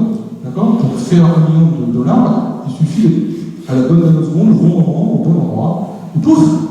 Voilà, ça bascule. Oui, mais ça, il y en a des nanosecondes par seconde, mais par mois, et par. Voilà. Hein. Et du coup, on met sur la paille des millions de gens, parce qu'il y avait juste plusieurs millions de secondes, de nanosecondes dans la seconde. Hein, super! Voilà. Donc, j'aimerais qu'on donne du sens. Alors, on peut se poser plein de questions en maths et même à un degré élémentaire. Vous voyez, par exemple, est-ce que quand j'ai 2 et 2, ça fait 4? Est-ce que c'est quand je dis et, c'est plus ou c'est multiplié? Hein? D'ailleurs, 2 et 2, ça fait 22, vous savez bien en fait. Et donc, savoir, est-ce qu'on fait l'addition et multiplication? Est-ce que la situation à laquelle on pense est une situation additive ou multiplicative? Bon, par exemple, j'insiste un peu, mais les points, ça s'ajoute ou ça se multiplie? En fait, c'est rien du tout ça. Je vous ai dit, les pourcentages, ça s'additionne pas. Donc en fait, à partir du moment, et c'est ça le problème en mathématiques, c'est que la plupart du temps, les gens qui ont fait un rejet des mathématiques n'ont qu'un seul verbe. C'est égal. Il n'y a plus qu'un seul verbe en maths, c'est égal. Et c'est un traumatisme d'ailleurs, parce que vous ne pouvez plus vous exprimer. Vous voyez, la poésie, il y a plus de verbes que ça. En maths, quand on a fait un petit rejet sur les maths, le seul verbe de maîtrise qu'on est capable de sortir, c'est égal. Alors du coup, il faut trouver un truc, quoi. Et donc, tiens, il y avait 2 bouteilles d'eau et puis 2 personnes avec un pull jaune. Ça fait 4! 4 quoi? Je sais pas, il y avait 2 et 2, quoi. Et c'est le sentiment de panique que vous pouvez lire dans les copies de collégiens, etc., de gens qui sont tellement terrorisés par le fait qu'il faille répondre quelque chose, et qu'en fait, il ne faut surtout pas penser pour répondre quelque chose, parce que, en fait, dès qu'on réfléchit, on se dit que c'est évidemment pas ça qu'il fallait répondre. Mais comme on a demandez de répondre, et ben on sort un truc. Et alors ça ressemble pour moi à de l'astrologie. Vous voyez, c'est vous sentez comment, je sais pas moi, la croissance du 440 pour après un gros.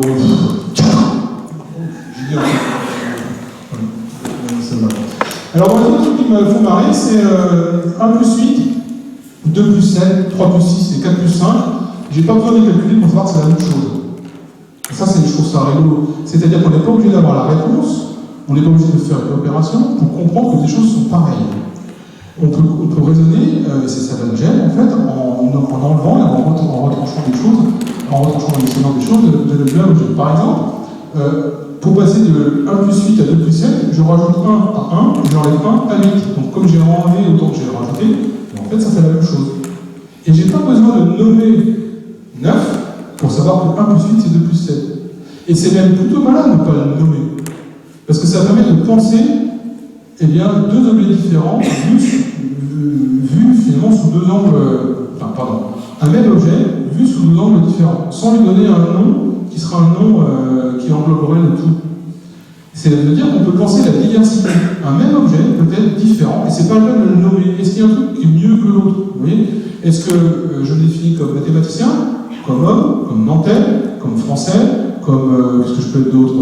Bavard, provocateur, je ne sais pas.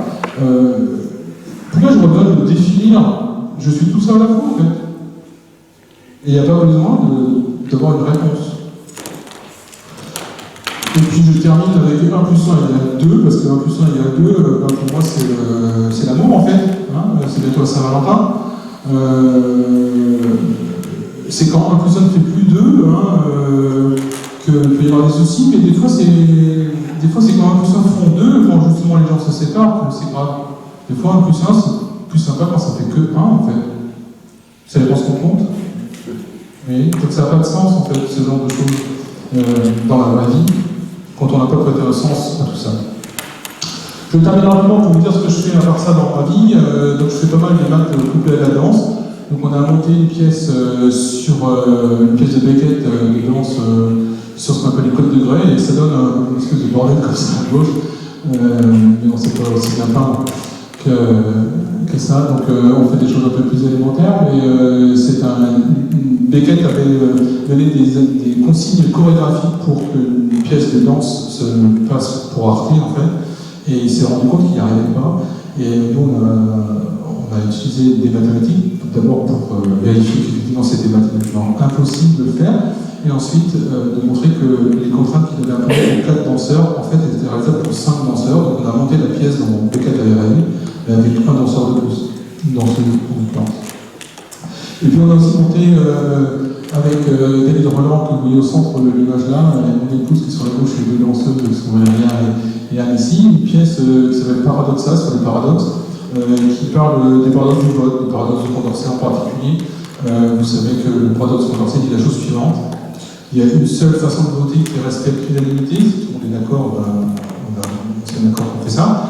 La monotonie, c'est-à-dire, c'est pas un truc qui est rasoir, c'est juste dire que si jamais vous votez pour quelqu'un, ça peut pas lui nuire.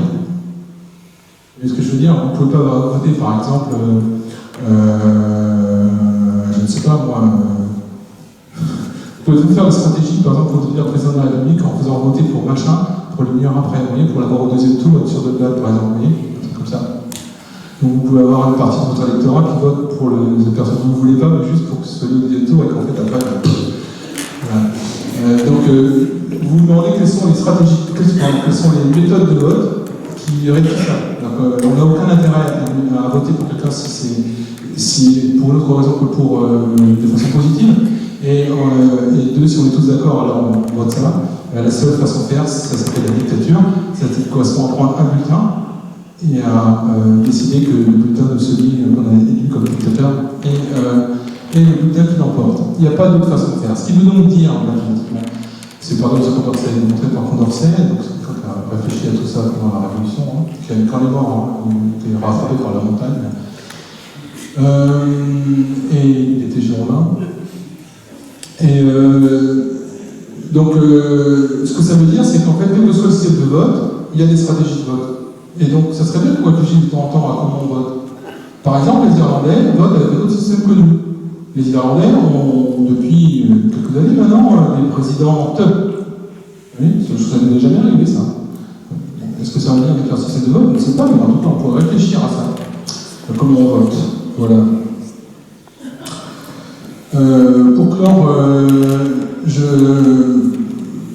une biographie, si ça vous intéresse, que j'ai racontée. Hein, je vous engage à lire. Il y a une biographie d'Adam Byron qui s'appelle Adam de beauté des nombres, écrite par Catherine Dufour. Le collectif donc Georgette Sand qui a écrit Ni vu ni connu. Je vous ai lu un extrait des femmes et la science de Gérard Chazal. Je dois avoir dans ma valise là-bas les écrits de Florence Nightingale, d'Elisabeth Banater, qui s'appelle Émilie, Michel Audin ici, et puis vous pouvez aussi aller sur le site Images des mathématiques, voir une partie de ce que j'ai raconté aujourd'hui. Et je voudrais donc terminer par un palimpseste de Gabriel Celaya, donc c'est une poésie que j'ai apprise quand j'étais petit, quand j'étais au collège. Poesía para el pobre, poesía necesaria como el pan que cada día, como el aire que respirimos 13 veces por minuto. C'est à peu près la même chose que ce qui est écrit en dessous, en remplaçant mathématiques par poésie. Et donc je vous lis avec le mot mathématiques, que je trouve ça plus porteur pour moi. Mathématiques pour le pauvre, mathématiques nécessaires, comme le pain quotidien, comme l'air dont nous avons besoin 13 fois par minute. Voilà, merci beaucoup.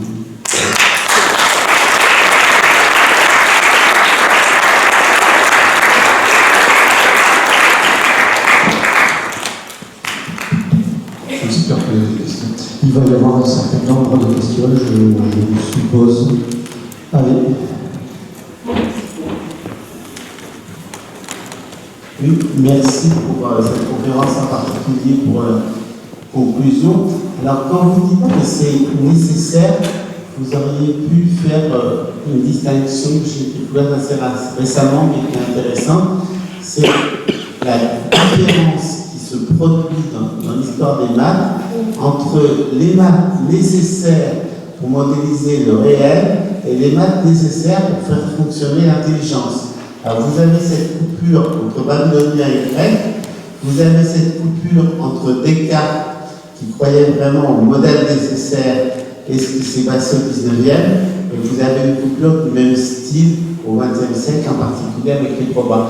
Je trouve que c'est intéressant, justement, quand on parle de mathématiques nécessaires, de mettre en lumière cette coupure. Enfin, c'est pas exactement une coupure, mais cette différence. C'est une dialectique, en fait, hein. Ça se répond. Je pense qu'on a un cerveau gauche, on a un cerveau droit, on marche sur deux jambes, on a plusieurs façons de penser les choses, et je pense que les mathématiques sont plurielles.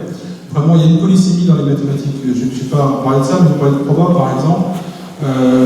Je trouve qu'il y a un pouvoir d'interprétation, et très souvent, on se laisse berner par l'interprétation dont on rêve, on entend ce qu'on a envie d'entendre, et non pas ce qu'on a sous les yeux.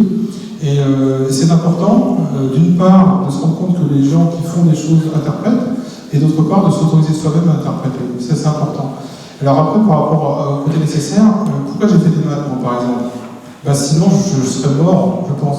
J'étais malheureux dans ma vie, mes parents se sont séparés, en fait, et si je n'avais pas fait des mathématiques, je serais devenu fou. Et donc, j'ai fait des mathématiques parce que c'était nécessaire pour moi. Et après, une fois que je me suis reconstruit, j'ai fait des mathématiques pour faire tourner le monde aussi. Hein, je fais aussi des mathématiques nécessaires pour le monde. Je réfléchis à des questions qui peuvent intéresser le reste de l'humanité. Mais je pense qu'en fait, on ne peut pas faire des choses nécessaires pour le monde si on n'a pas fait des choses nécessaires pour soi, gratuitement et réciproquement. Et je pense que les gens, même parmi les plus brillants de nos mathématiciens, les médaillés français, vous voyez, il y en a un qui est à l'Assemblée nationale, qui fait plus de maths, hein. Il y en a un autre qui... je pourrais faire une liste, mais je vais dire des méchancetés sur mes camarades, donc je ne vais pas le faire. Donc je vais vous laisser avec juste cette Villani qui porte les mathématiques à l'Assemblée nationale, c'est pas mal. Bonsoir. J'avais deux questions différentes. La première, est-ce que selon vous les mathématiques sont plutôt une découverte ou plutôt une invention? Alors ça, c'est un débat. C'est un débat qui rejoint cette question-là, c'est l'augmentation du monde. Alors, selon moi, la question, elle est. Enfin, je me positionnerai pas, je suis désolé. Selon moi, la question qui est la plus importante, c'est la conscience qu'on a des choses, collectives ou individuelles. Et à partir du moment où quelque chose est oublié, il n'existe plus. Et c'est ce que je trouve miraculeux dans l'histoire de Belloc, par exemple, on arrive à retrouver comme ça des choses. Et donc, pour moi, les mathématiques, elles se découvrent parce que quelque part, on les découvre soi-même. Maintenant, qu'elles aient préexisté avant, c'est possible en fait. Mais quel sens ça peut avoir? Après, on repart sur Descartes. Qu'est-ce que je peux savoir d'autre sur le réel, à part justement ce qui n'est pas, pour la plupart de mes contemporains, le réel. Le réel, c'est finalement ce que j'ai dans ma tête. Par exemple, la théorie des corps, ouais. C'est extrêmement cohérent à l'intérieur, c'est une invention. Donc, à un moment, à la limite, ça devient un peu fou. Alors, pour les théories qui se veulent physiques et qui soi-disant s'ancrent sur le paradigme on va dire de falsification de Kuhn, oui, on devrait pouvoir valider la théorie des cordes, on pourrait la valider. Dans la réalité, vu où on est incapable, pour l'instant en tout cas, de produire une expérience qui la valide et qui l'infirme. Donc c'est une construction purement théorique. Ok. Mais quand même, les gens ont cru au début à la mécanique quantique, ils ont cru pour des raisons qui peuvent sembler un peu surréalistes quand on y pense. C'était souvent parce qu'ils avaient fait des petits séjours en Inde, ils étaient allés s'ouvrir un peu les chakras.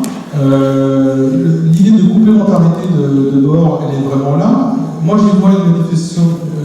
Bohr vivait avec sa femme en permanence, je ne sais pas si vous savez ça. C'était sa secrétaire, elle tapait tous ses textes. Et donc, il y avait une complicité entre Margaret Bohr et Niels Bohr qui est incroyable.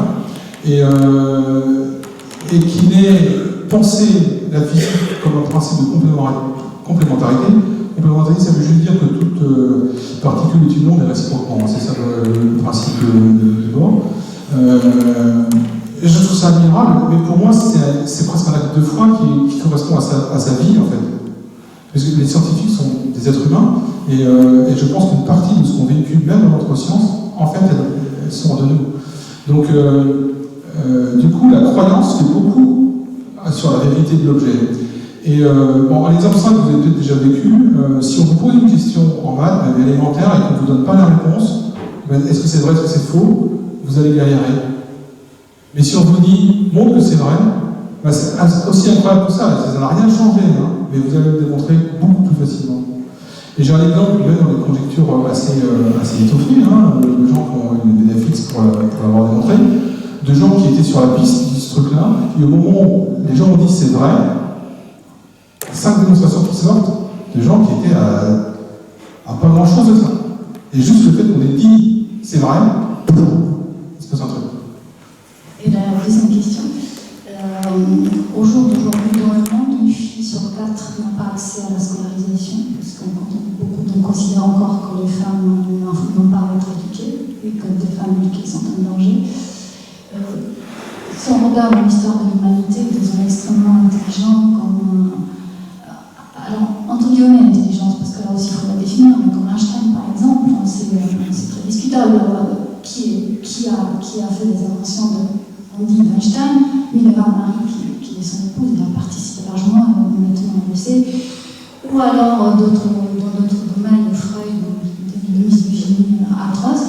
Comment se fait-il que des gens brillants, des hommes, il faut le dire, des hommes brillants, aient eu un tel mépris, une telle haine des femmes, qui sont allées jusqu'à une discrimination vraiment, je pèse le mot, meurtrière. Alors, je n'ai pas la compétence pour vous répondre sur le pourquoi et comment. En tout cas, je m'y oppose chaque jour.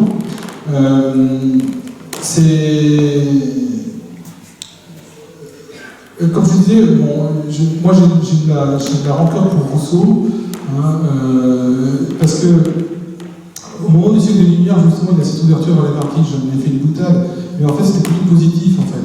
L'idée c'était vraiment que la science a besoin de spectateurs, elle a besoin de témoins, et donc on a besoin d'éduquer le peuple. Et donc il y a une volonté d'éduquer les femmes. de donner une éducation aux femmes, y compris scientifique, c'est-à-dire de ne pas fermer les portes.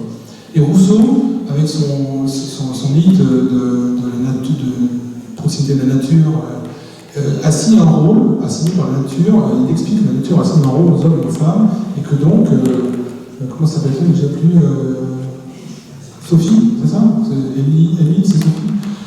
J'ai justement fait enrager sur ce truc. Je crois qu'elle s'appelle Sophie. Sophie, elle est là pour élever les enfants, pour tenir le ménage, etc. Et quelque part, alors, j'ai là un message d'espoir. Je suis donc nantais. Il y a chaque année un festival international de science-fiction à Nantes qui s'appelle les Utopiales. Je vous engage à venir à Nantes, rien que ça. Il y a aussi un éléphant qui marche, il y a pas de trucs super. Aux Utopiales, j'ai découvert une écrivaine de science-fiction qui s'appelle Ada Palmer. Ada Palmer, elle est historienne, elle est de Harvard aux États-Unis, et elle a écrit des nouvelles science-fiction, et elle a écrit une écriture non genrée. Et donc, j'ai essayé de discuter pour ce qu'elle pensait de ces choses-là, et elle dit, en fait, pour répondre un peu à votre question, alors, la question que j'avais posée, c'était celle-là, c'est pourquoi les femmes ont été effacées de l'histoire quand même elles ont contribué. Donc c'est pas tout à fait la même question pour l'autre.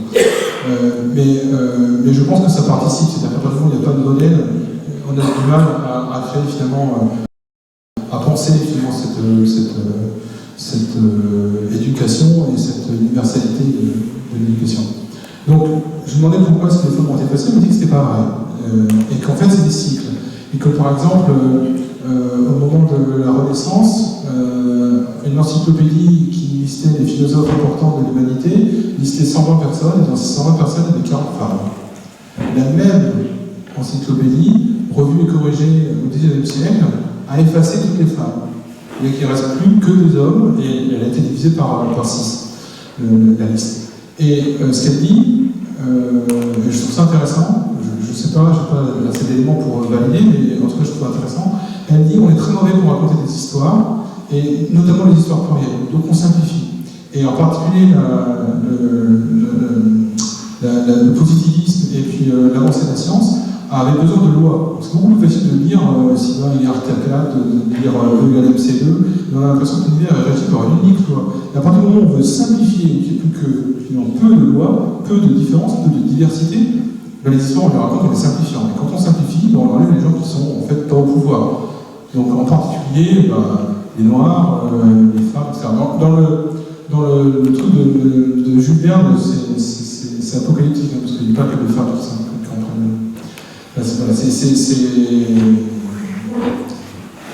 oui, c'est un jeu de pouvoir en fait. Hein. Qu'est-ce que je vais dire à ça? Je sais pas. Moi, je suis proactif, par exemple. J'ai toujours dit, j'étais membre des jurys de recrutement. J'espère que je ne vais pas me faire assassiner en 100 ans. Et j'ai toujours fait en sorte de favoriser les femmes. Ça veut dire que quand j'avais l'option de mettre une femme en liste principale, alors qu'elle était en liste complémentaire, je la mettais en liste principale, de force, en lui mettant une bonne note. Voilà, ceci trahit le secret de l'opération du jury, mais c'était il y a plusieurs décennies, donc c'est pas très grave. Il y a prescription, j'espère en tout cas, surtout que je suis filmé. Pourquoi j'ai fait ça? Parce que je considère que dans le concours auquel je recrutais, donc c'était l'école supérieure, à partir du moment où on était en liste complémentaire, c'est qu'on avait un sacré niveau. Et que donc après, le geste c'était social, ou politique, comme on préfère. Et donc voilà. Alors effectivement, on peut décider que c'est une hérésie, que c'est quelque chose qui va contre le mérite, mais je crois que ma question est qui est-on pour juger du mérite des gens? Qui est-on pour savoir si vraiment les gens ont des conditions équitables pour aller jusque-là? Bon, en fait, rien. Tout ça sont des paris humains. Moi, j'ai fait des paris. Voilà, c'est tout. Je l'ai assumé, hein, et j'assume aussi d'être viré pour cette raison-là. Il n'y a aucun problème. Mais si c'était à refaire, je le referais.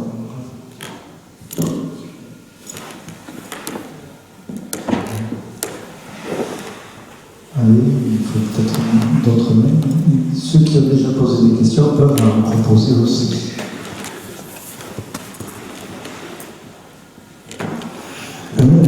Merci pour tous ces éclairages. Je voudrais saluer votre performance. Avoir parlé autant de mathématiques, ça a oublié le livre Le nombre d'or. Merci d'abord pour le compliment. Et alors, par rapport au nombre d'or, en fait, si vous regardez, j'en ai quand même un petit peu parlé, mais évidemment, il faut aller le chercher. En fait, j'aurais pu parler d'art, j'aurais pu parler de plein de choses que je trouve un peu tarte à la crème. Et c'est pour cette raison-là, comme vous le soulignez, que je n'ai pas fait, parce que j'avais envie de parler de choses ni connues, et effectivement, le nombre d'or est un peu un best-of, comme disait le monde.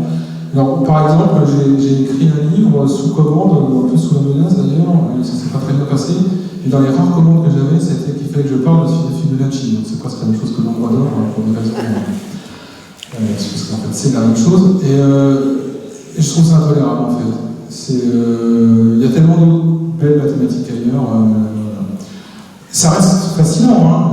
J'adore construire dans des cahiers réguliers, je ne sais pas si vous avez déjà fait ça. Parce qu'en fait, on a besoin de nombre d'or pour faire ça. Tiens, si je peux faire ça, vous aurez au moins le nombre d'or une fois. Comment faire un pentagone régulier? On peut évidemment faire ça à la règle au compas. On peut évidemment faire ça à la règle au compas, mais le plus facile, c'est de faire un nœud. Donc je prends une bande de papier assez fine et je fais un nœud. Le papier, c'est miraculeux. Hein. Et je tire doucement de façon à ce que le nœud se fasse. Et quand je suis content de moi, je l'aplatis, le nœud.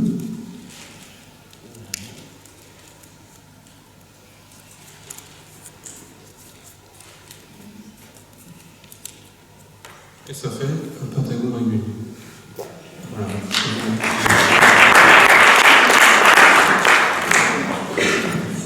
Voilà.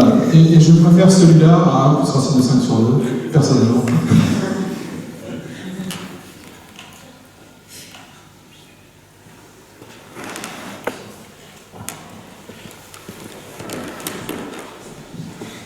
Vous avez dit à 2 reprises que nous n'irons pas sur Mars.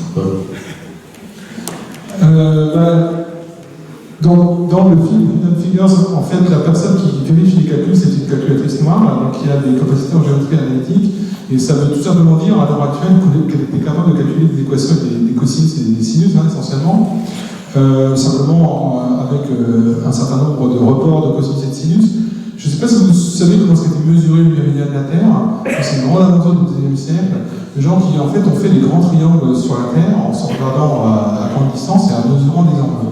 Ça a pris plusieurs décennies, et en fait, Arago qui faisait partie de l'expédition, est tombé au milieu d'une guerre, il a dû échapper à je crois, c'était des... non, je vous dis une bêtise, mais enfin, c'était un Espagne, il s'est retourné dans un bateau, il est remonté chez les Arabes, bref. Il a survécu à tout ça avec ses papiers, donc ses mesures, c'est juste une collection de mesures d'angle entre la cathédrale de machin, etc. Il n'y a plus personne qui a envie de faire ça, en fait. Il n'y a plus personne qui a envie de faire ça. Les gens préfèrent, à l'heure actuelle, la géométrie virtuelle, qui est vachement intéressante, hein. C'est-à-dire, quel est le graphe de Internet, par exemple. Voilà. Donc, qui est connecté à qui, réseau social plus 1, moins 1, machin, etc. Donc, on fait plein de trucs, c'est de la géométrie nouvelle, qui est vraiment intéressante mathématiquement, mais du coup, la géométrie qui permet de calculer une trajectoire, il y a de moins en moins de gens qui sont capables de le faire. Et à l'heure actuelle, je pense qu'il y a un classe préparatoire, à l'heure actuelle, quand vous faites une équation avec des cosinus et des sinus à un étudiant de classe préparatoire, ça se passe mal en fait.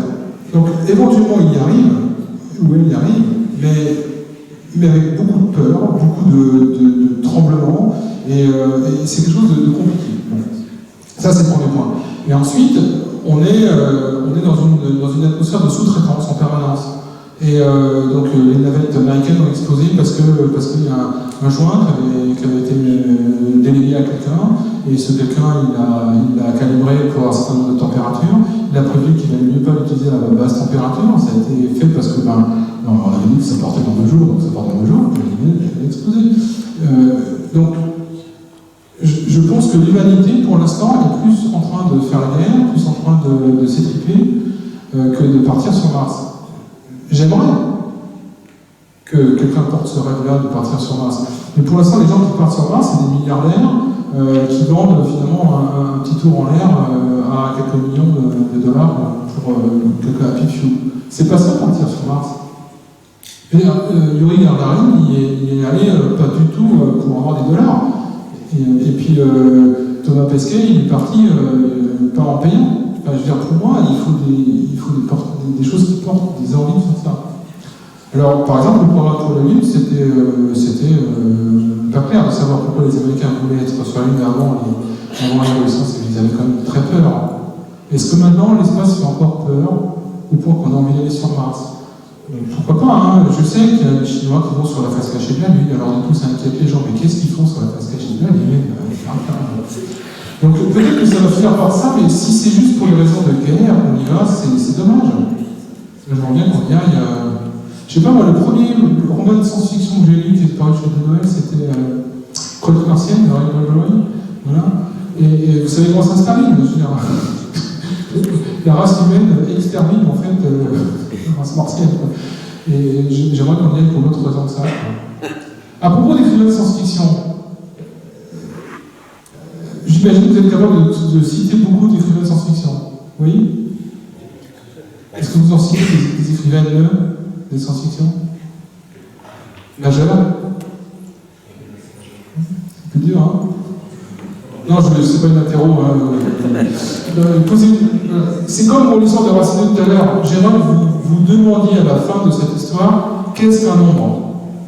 Je ne vais pas vous répondre. Là, c'est pareil, je ne vais pas vous dire qu'est-ce qu'une écrivaine de science-fiction. Vous verrez vous-même si vous avez envie. C'est pas une interro.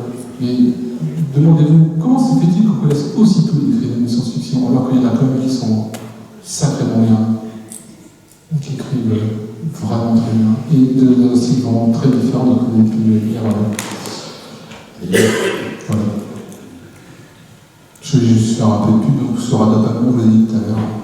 Et si vous voulez quelqu'un qui n'est pas qui est plus vivant, monsieur Laméa. Voilà, il y a une écrivain de science-fiction. Tout court. Voilà. Alors, on a épuisé le sujet là, pourtant, ça me le reste. Hein. Pas une curiosité qui reste.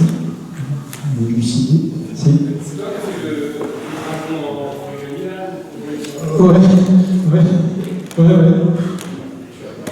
Non, je pas là. Non, mais en plus, j'ai besoin quand même d'un modèle. Un truc que je sais faire à peu près de tête, c'est j'ai un modèle en modulaire de dodécaèdre. Et dans lequel, en fait, avec 6 couleurs, tu fais 6 équateurs. En fait, ça c'est assez remarquable, un dodécaèdre, il a 6 équateurs. Et bien on peut les faire en monogamie de façon à ce que ce soit 6 bandes. Vous voyez les Jeux Olympiques, ces 3 anneaux qui se mettent ensemble. Et bien sur le même principe, un dodécaèdre, c'est 6 anneaux qui se mettent ensemble. Et qui se tiennent les uns les autres. Hein. On peut faire ça dans la vie, c'est super beau. Voilà, ça je vais pas pouvoir le faire de tête. Le dragon, c'est juste compliqué. Je sais pas, Yoda aussi. Mais j'ai besoin d'un modèle. Du coup, qu'est-ce que c'est que savoir? Pour rester sur les origamis, le Japon, on sait que c'est une culture quasiment. Est-ce qu'il y a peut-être un développement mathématique là derrière? Est-ce que ça induit quelque chose, ou ne serait-ce que dans les façons de voir, de calculer, d'approcher les problèmes? Ça, j'en suis convaincu. Pour moi, la langue est fondamentale. D'ailleurs, les mathématiques sont une langue. Alors pour le Japon, je ne sais pas bien, parce que je ne suis pas un spécialiste du Japon. Par contre, j'ai fait un peu de chinois. Et je trouve toujours intéressant, breton aussi d'ailleurs, je trouve intéressant de voir comment est-ce que les langues comptent. Et en chinois, par exemple, quand on compte, il y a un petit machin entre l'objet qu'on compte et l'adjectif qui sert à compter, qui s'appelle un spécificatif.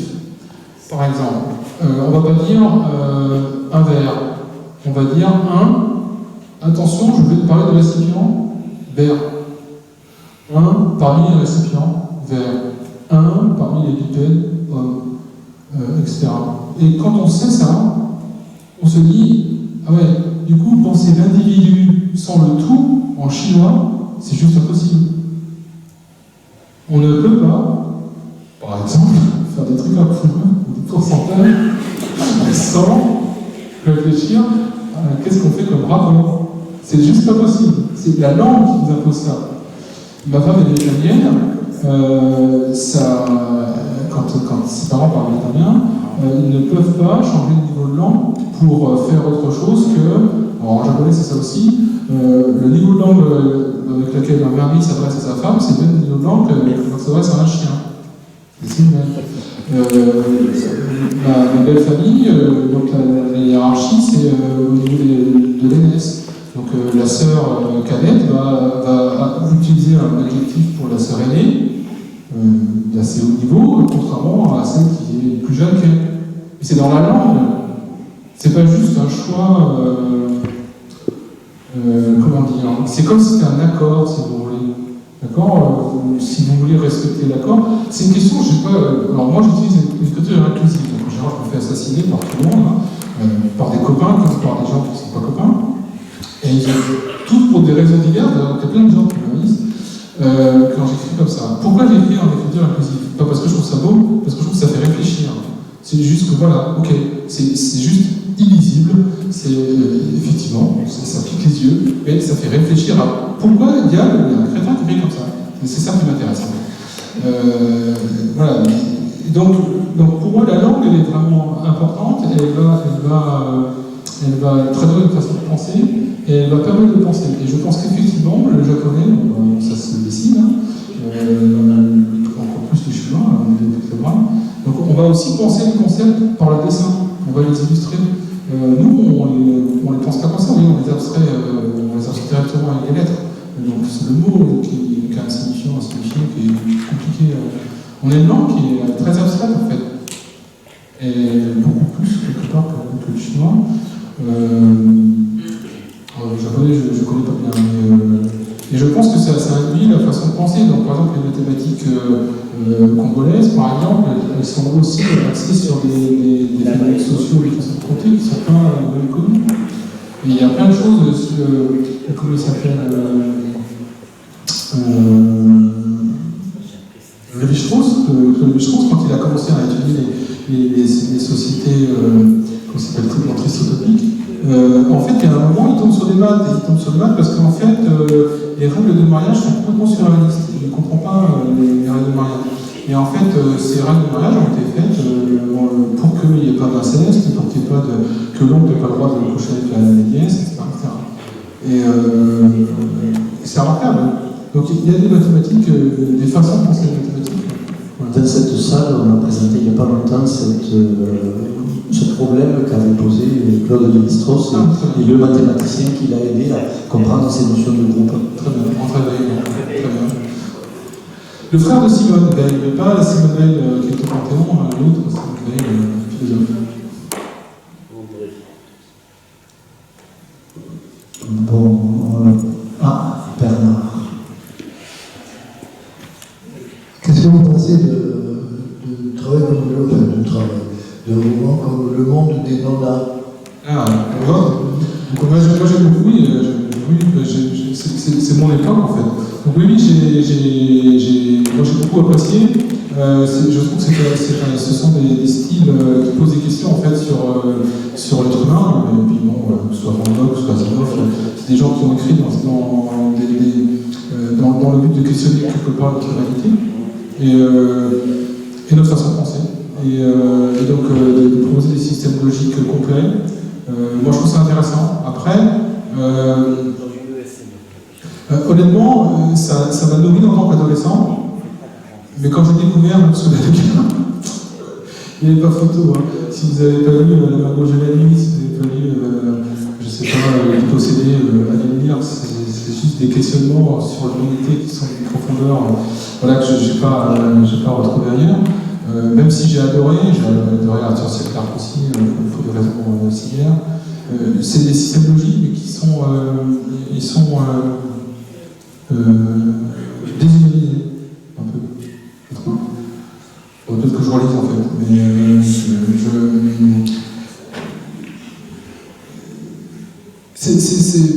sûrement Asimov et ses robots, ou même Fondation, je trouve que ça pose des questions qui sont assez formelles.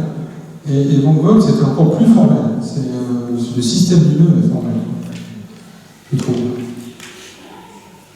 C'est du non-aristotélisme par définition. Oui, c'est ça.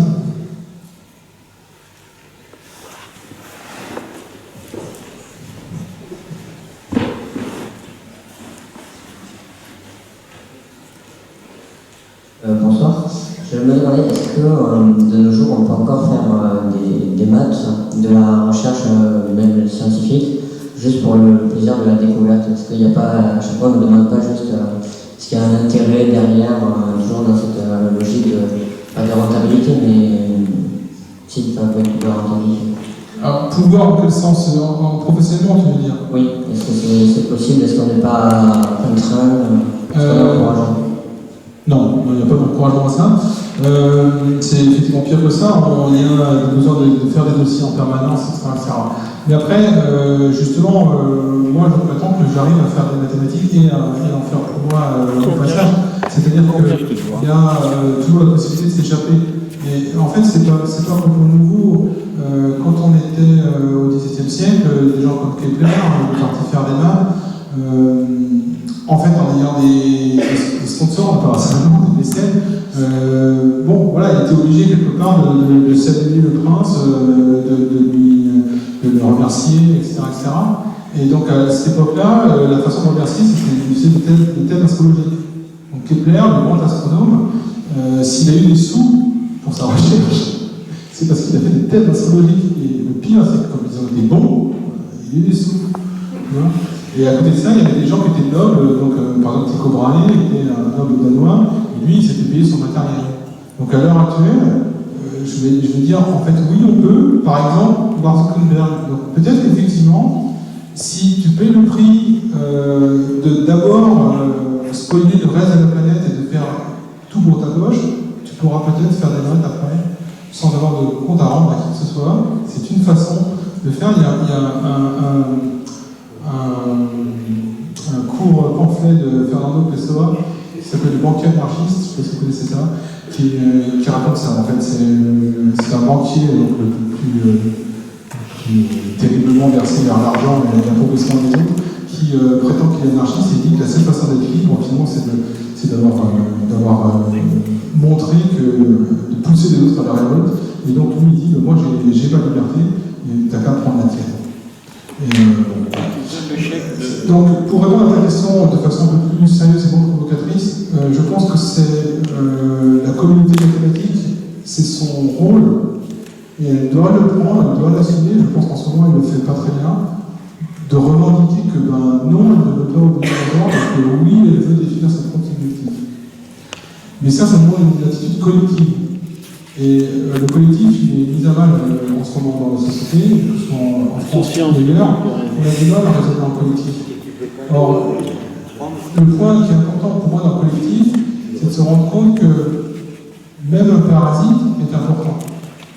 Même quelqu'un que nous, on juge comme étant un parasite, est important. La question, c'est à quel point il tue le système ou pas. Ça, c'est important aussi de demander à quel moment il faut réagir. Il y a des moments où les arbres vont pas venir, il faut leur enlever leur paradis. Il y a des fois, enlever les parasites, ça te coûte trop cher en énergie, ça te coûte trop cher pour plein de raisons, et ça n'a aucun intérêt, en fait. Et donc, par exemple, pour te donner un exemple qui est peut-être plus proche de toi, je fais partie des gens qui recrutent des élèves de terminale pour rentrer en classe préparatoire, et mes collègues veulent absolument recruter les meilleurs. Qu'est-ce que ça veut dire recruter les meilleurs? Et moi, je prétends qu'il y a un prérequis avant d'être le meilleur, c'est-à-dire avoir des bonnes notes, c'est d'avoir un cerveau. Et ça se voit pas en résultat. Et le cerveau, pour moi, il doit t'alimenter, c'est-à-dire qu'il doit te nourrir en envie, il doit te nourrir en capacité de longue distance, parce que la prépa, ça dure longtemps, etc., etc. Et ça, à force de jauger juste des bulletins sur lesquels on espère avoir des 19 partout, parce que c'est ça qu'on a, un grand lycée un peu moins bien côté de terre, mais on a un grand lycée, et ça veut dire que concrètement, les personnes qui sont classées millièmes dans notre liste, ils ont 18 de moyenne dans toutes les disciplines. Donc ça, c'est le millième. Voilà. Donc il y a 150 places chez nous. Voilà. Donc c'est juste ridicule. Donc ça n'a pas de sens de dire, ouais, lui, 18,2, regarde, 17,9, la honte, c'est moins de 18%. Ça n'a pas de sens. Donc il faut leur parler autre chose. Et donc, pour revenir à la recherche en mathématiques, pour moi c'est pareil. Dire qu'on évalue la recherche en maths par le volume d'un papier, par ce qu'on va avoir utile à tel laboratoire pharmaceutique ou je ne sais pas, c'est une hérésie. C'est-à-dire qu'il y a un moment, effectivement, on a besoin de sous pour dire, ok, on a besoin, il faut faire fait des choses pour se nourrir, et puis le reste du temps, on fait ce qu'il faut pour pouvoir faire des maths.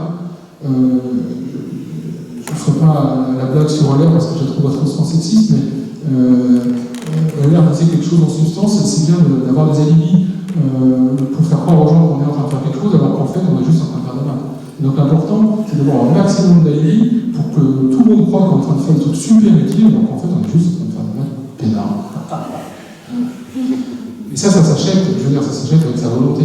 Si tu cèdes à la pression de fais ton papier, fais ton dossier pour l'Europe ou je sais pas quoi, tu finis par mourir en fait. En fait, j'ai un autre message de même type. Je pense qu'on est tous sous pression, on est tous avec des contraintes qui sont en fait contradictoires. On est tous sous des injonctions contradictoires en permanence. On nous demande de faire plein de choses, de faire plus avec moins, faire plus avec moins cher, etc. En fait, que des injonctions contradictoires en permanence. Bon, ben moi je suis en fait, quand je suis face à une contradiction, j'en déduis que je peux faire ce que je veux. C'est bien parce que justement, on me demande des choses qui sont contradictoires, que du coup, je peux faire ce que je veux, y compris ce qui ne m'a pas été demandé. Et c'est bien parce que, j'essaie d'expliquer à mes étudiants, c'est bien parce que votre prof de maths vous demande un devoir pour demain, que votre prof de physique vous demande aussi, que le prof de philo, j'aimerais bien que vous lisiez 3 heures en plus, que le prof d'anglais, j'aimerais bien que l'actualité soit un peu mieux perçue en anglaise, que vous pouvez, vous, décider d'aller au théâtre. C'est bien parce que justement, ça n'a aucun sens que vous pouvez faire ce que vous voulez. Et j'en rejoins tout le monde à penser comme ça. Vous verrez, la vie est beaucoup plus cool. Est-ce qu'on va terminer sur ces idées et en vous remerciant? Ah, il y a une question, on ne bouge pas.